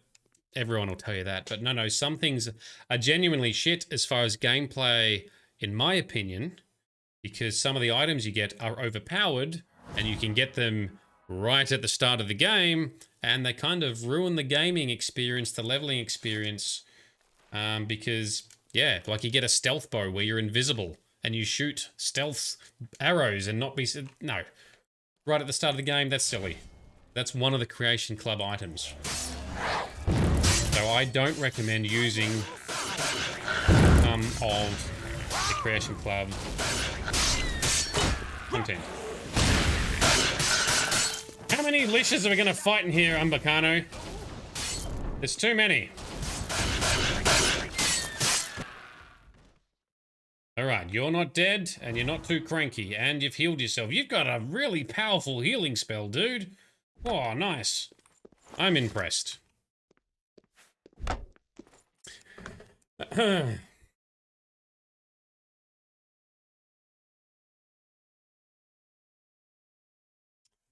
So, Blood Angel, the bug with the Unbound Remora not spawning when you cast the spell has been in the game since launch with like 5 versions of the games. Oh, yes. Don't get me started on game bugs. So, for example, there is a bug in the engine which affects vampiric faces in Oblivion. It is an engine issue. Mods cannot fix it. Mods can work around it and try to bypass it by unsetting certain flags. But ultimately, especially if you play a female character, and Frosty knows all about this, she copped it, what can happen is if your vampirism progresses to a certain stage, your face gets morphed more than it should, and if you save the game, it is stuck like that. You cannot revert it. If you haven't saved, you can just load an older save and it's fine. It affects male characters to a lesser extent, but female characters very much so. And Bethesda released like 5 or 6 DLCs for this game. Never once did they try to fix it. Never. Very infuriating. So don't worry, I agree. So Tide Monkey checked on Steam. If you want to upgrade Skyrim Special Edition to Anniversary, it's like 42. Is that euros? Is it $50? It'd be more. It'd be like $60. But that's a rip-off, you say. I agree. One thing that was good is with Skyrim Special Edition, which is the version I say everyone should play. If you had the original Skyrim version, which I had, you got it for free. Back when Bethesda was actually doing good things, semi-good things for their customers. Which way did we come from, Meccano? Did we come from up here? My map's broken. To say we need to go this way. Alright, let's save. Have you seen the thing where a voice actor in-game says, "Oh, can I do that again?" No, I haven't seen that one. That sounds fun. Oh, yes! Actually, sorry. I have seen that. Not in the game. I saw that on a YouTube clip where they've got the recording from the voice actor, but they recorded the line twice because she has, it's like a dark elf voice actor or elven voice actor, and she says, "Oh, and she goes, hang on, let me do that again," and then she just says the line again, but they accidentally forgot to chop it. They forgot to cut the bit out and use the correct part. Yeah, and that's an Oblivion thing, I think, isn't it? Was it Oblivion or Skyrim? I thought it was Oblivion, but I haven't seen it occur in game. I have seen a YouTube clip or a short or something about it. Yeah, they left in the voice to say I can do that voice. It was Oblivion. Yeah, cool. Yeah, I don't know if the unofficial patch might have resolved it because all you need to do is just get the file and just the audio file and just cut it. But yeah, that was kind of funny to see. So that's why I'm hesitant to play Starfield when it releases. It's going to have issues. It's Bethesda. How can it not have issues? But give it some time, and I'm hoping it's going to be like a genuine Bethesda experience where you've got open world exploration, being your own character, doing what you like, etc. I just hope that Bethesda do good things for their modding community, because recently they have not been doing that at all with the Creation Club, for example. Not great for the modding community and how they're doing some of that, but also Skyrim Together, multiplayer co-op Skyrim. Awesome, yeah? This is it. Just as Sorkelin described it. Not so awesome, because Bethesda blocked the mod makers from being able to use Steam capabilities for linking up with your friends to join each other's game. So the mod makers had to then come up with their entire own way of linking friends and stuff together to play Skyrim multiplayer. Dick move, Bethesda. Not happy.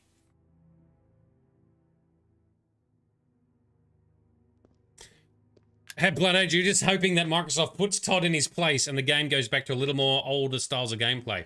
I'm not sure that it's actually Todd Howard's fault.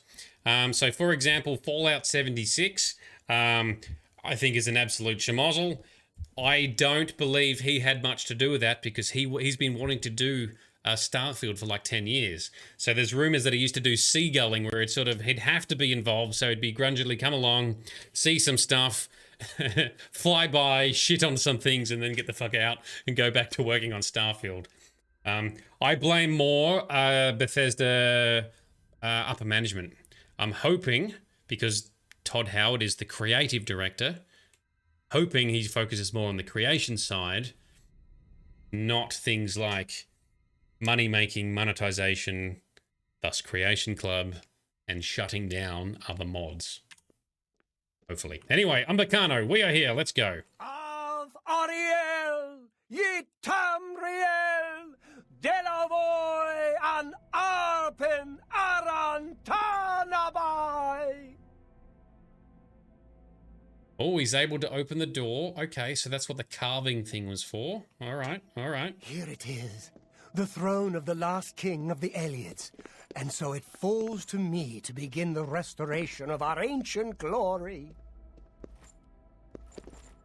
Of Suna Tamri. Oh, he's gonna get zapped.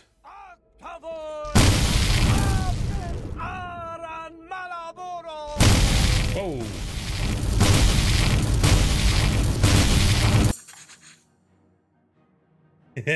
Yep, we predicted it because we gave him the wrong crown. Umbacano was horribly destroyed in Nenalata when he declared himself king of the Aliads using the crown of the rival city of Lindai. Now to escape the wrath of the undead denizens of Nenalata. Ah, hilarious. So, she was right. Asinia was right. He was trying to do dickish things. He was going to crown himself the Aliad king, restore their former glory, he just said now. No, Umbacano. Not today, not on my watch. Where did my minions go? Where are we fighting? There are so many of them. Oh, we don't fight the summons. Oh, shit, we are in pain. Heal, dickhead. Oh, we're silenced, are we? There we go.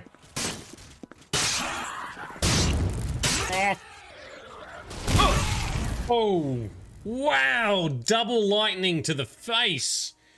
Whoa. Is that the right save? This save? Oh, this is before Umbacano ran in there too. Oh, this is when I was talking crap. Let's go. Get in there, Umbacano. Rip indeed. Kablamo. That's an understatement. I need to, once again, increase the stats. That's another death. That's another death. All right. This is it. Just as Sorkelin described it. Follow me. In you go. Meanwhile, so Blood Angel, Fallout 4, Skyrim and others have been slowly removing role-playing stuff. I think they should be reintroducing it with Starfield, so there are rumors that they've learnt from the feedback from Fallout 4 as an example. And I'm hoping that they continue to put quality story and deviances in there, whereas Skyrim lost some of the good writing of Oblivion, but some of the mechanics, I believe, were much better. I do not like the vanilla Oblivion leveling. And Todd Howard said that Elder Scrolls Blades was the ideal Elder Scrolls experience. Yeah, I reckon he was made to say that. There's no way you could believe it. Kind of a shame, because it actually does play pretty well on mobile. It's just, it's a shame that it's sort of gated and monetized so heavily. Only person to do it worse is Diablo Immortal. Alright, Daedric team, let's try and do this again.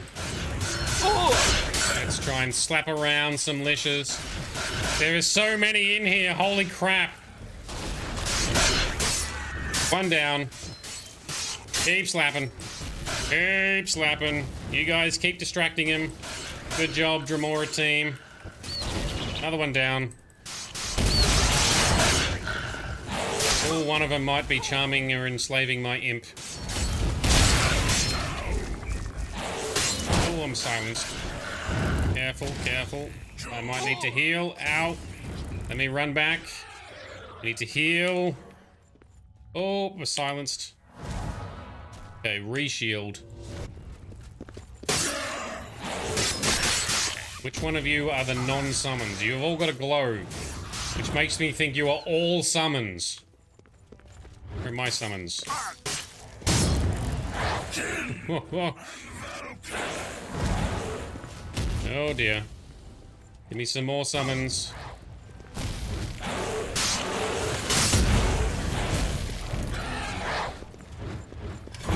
Wow, look at all these. I'm down. Oh dear. Oh, we are drinking some potions. I don't have to use them very often, but we are definitely using some potions. Alright, heal. Umbacano, you have upset everyone. Oh, that one's nearly dead. Nearly. Come on. Another one down. Excellent. Woohoo. That's got him. All right. Last one. I think. Last one. Oh, oh. There we go. Staff of Ruin, that sounds fun. Nail Rod sounds fun. Staff of Silence. Yes, that's what's stopping us from healing. The Plagues. Staff of Silence. And Umbacano Manaki and Glories and Laments. Is that a diary? Anything else? What have you got, Umbacano? Dagger of Storms. He has broken the Ayleid crown, but we'll take it. Okay, something and laments. Books. Where's the books? Glories and Laments. Okay, so it's a book about the Ayleid ruins, not Umbacano's journal. That would have been way more interesting. So is our quest finished? No, we still need to get out. Okay, that's cool. We shall escape the ruins once we have checked loot.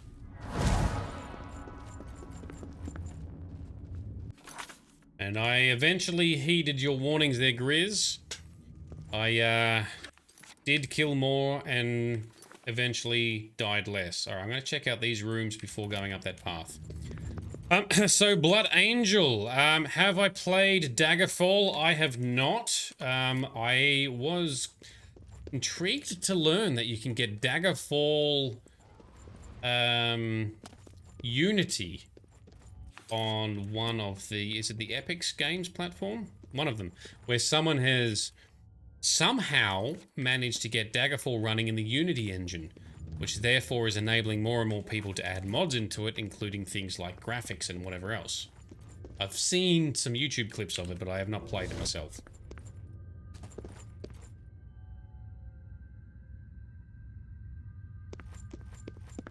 Unity can be found all over. It's fixed up and real nice. Yeah. Yeah, I've seen some YouTube. It looks pretty cool. It still had some pretty clunky combat and inventory mechanics when I saw it, but yeah, not bad. Not bad. Bugs are mostly removed. Oh, that's cool. Yeah, the community strikes again. Save the day. Oh, is this a shortcut out? Yes, this is the shortcut out we found earlier. Alright, so this is the exit up here then. Out to the Nibinay Valley.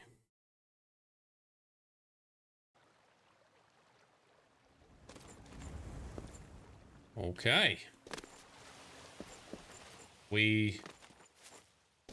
Are we free, quest? No quest is active.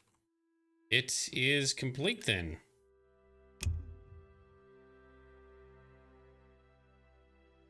So that's it. Now to escape the wrath of the undead denizens of Nenalata. Done. Alright. Umbacano is dead. He was up to no good. I'm guessing if we had to let him get empowered, we would have had to fight him and all the undead? Not quite sure. Oh, Nernroot. Yoink.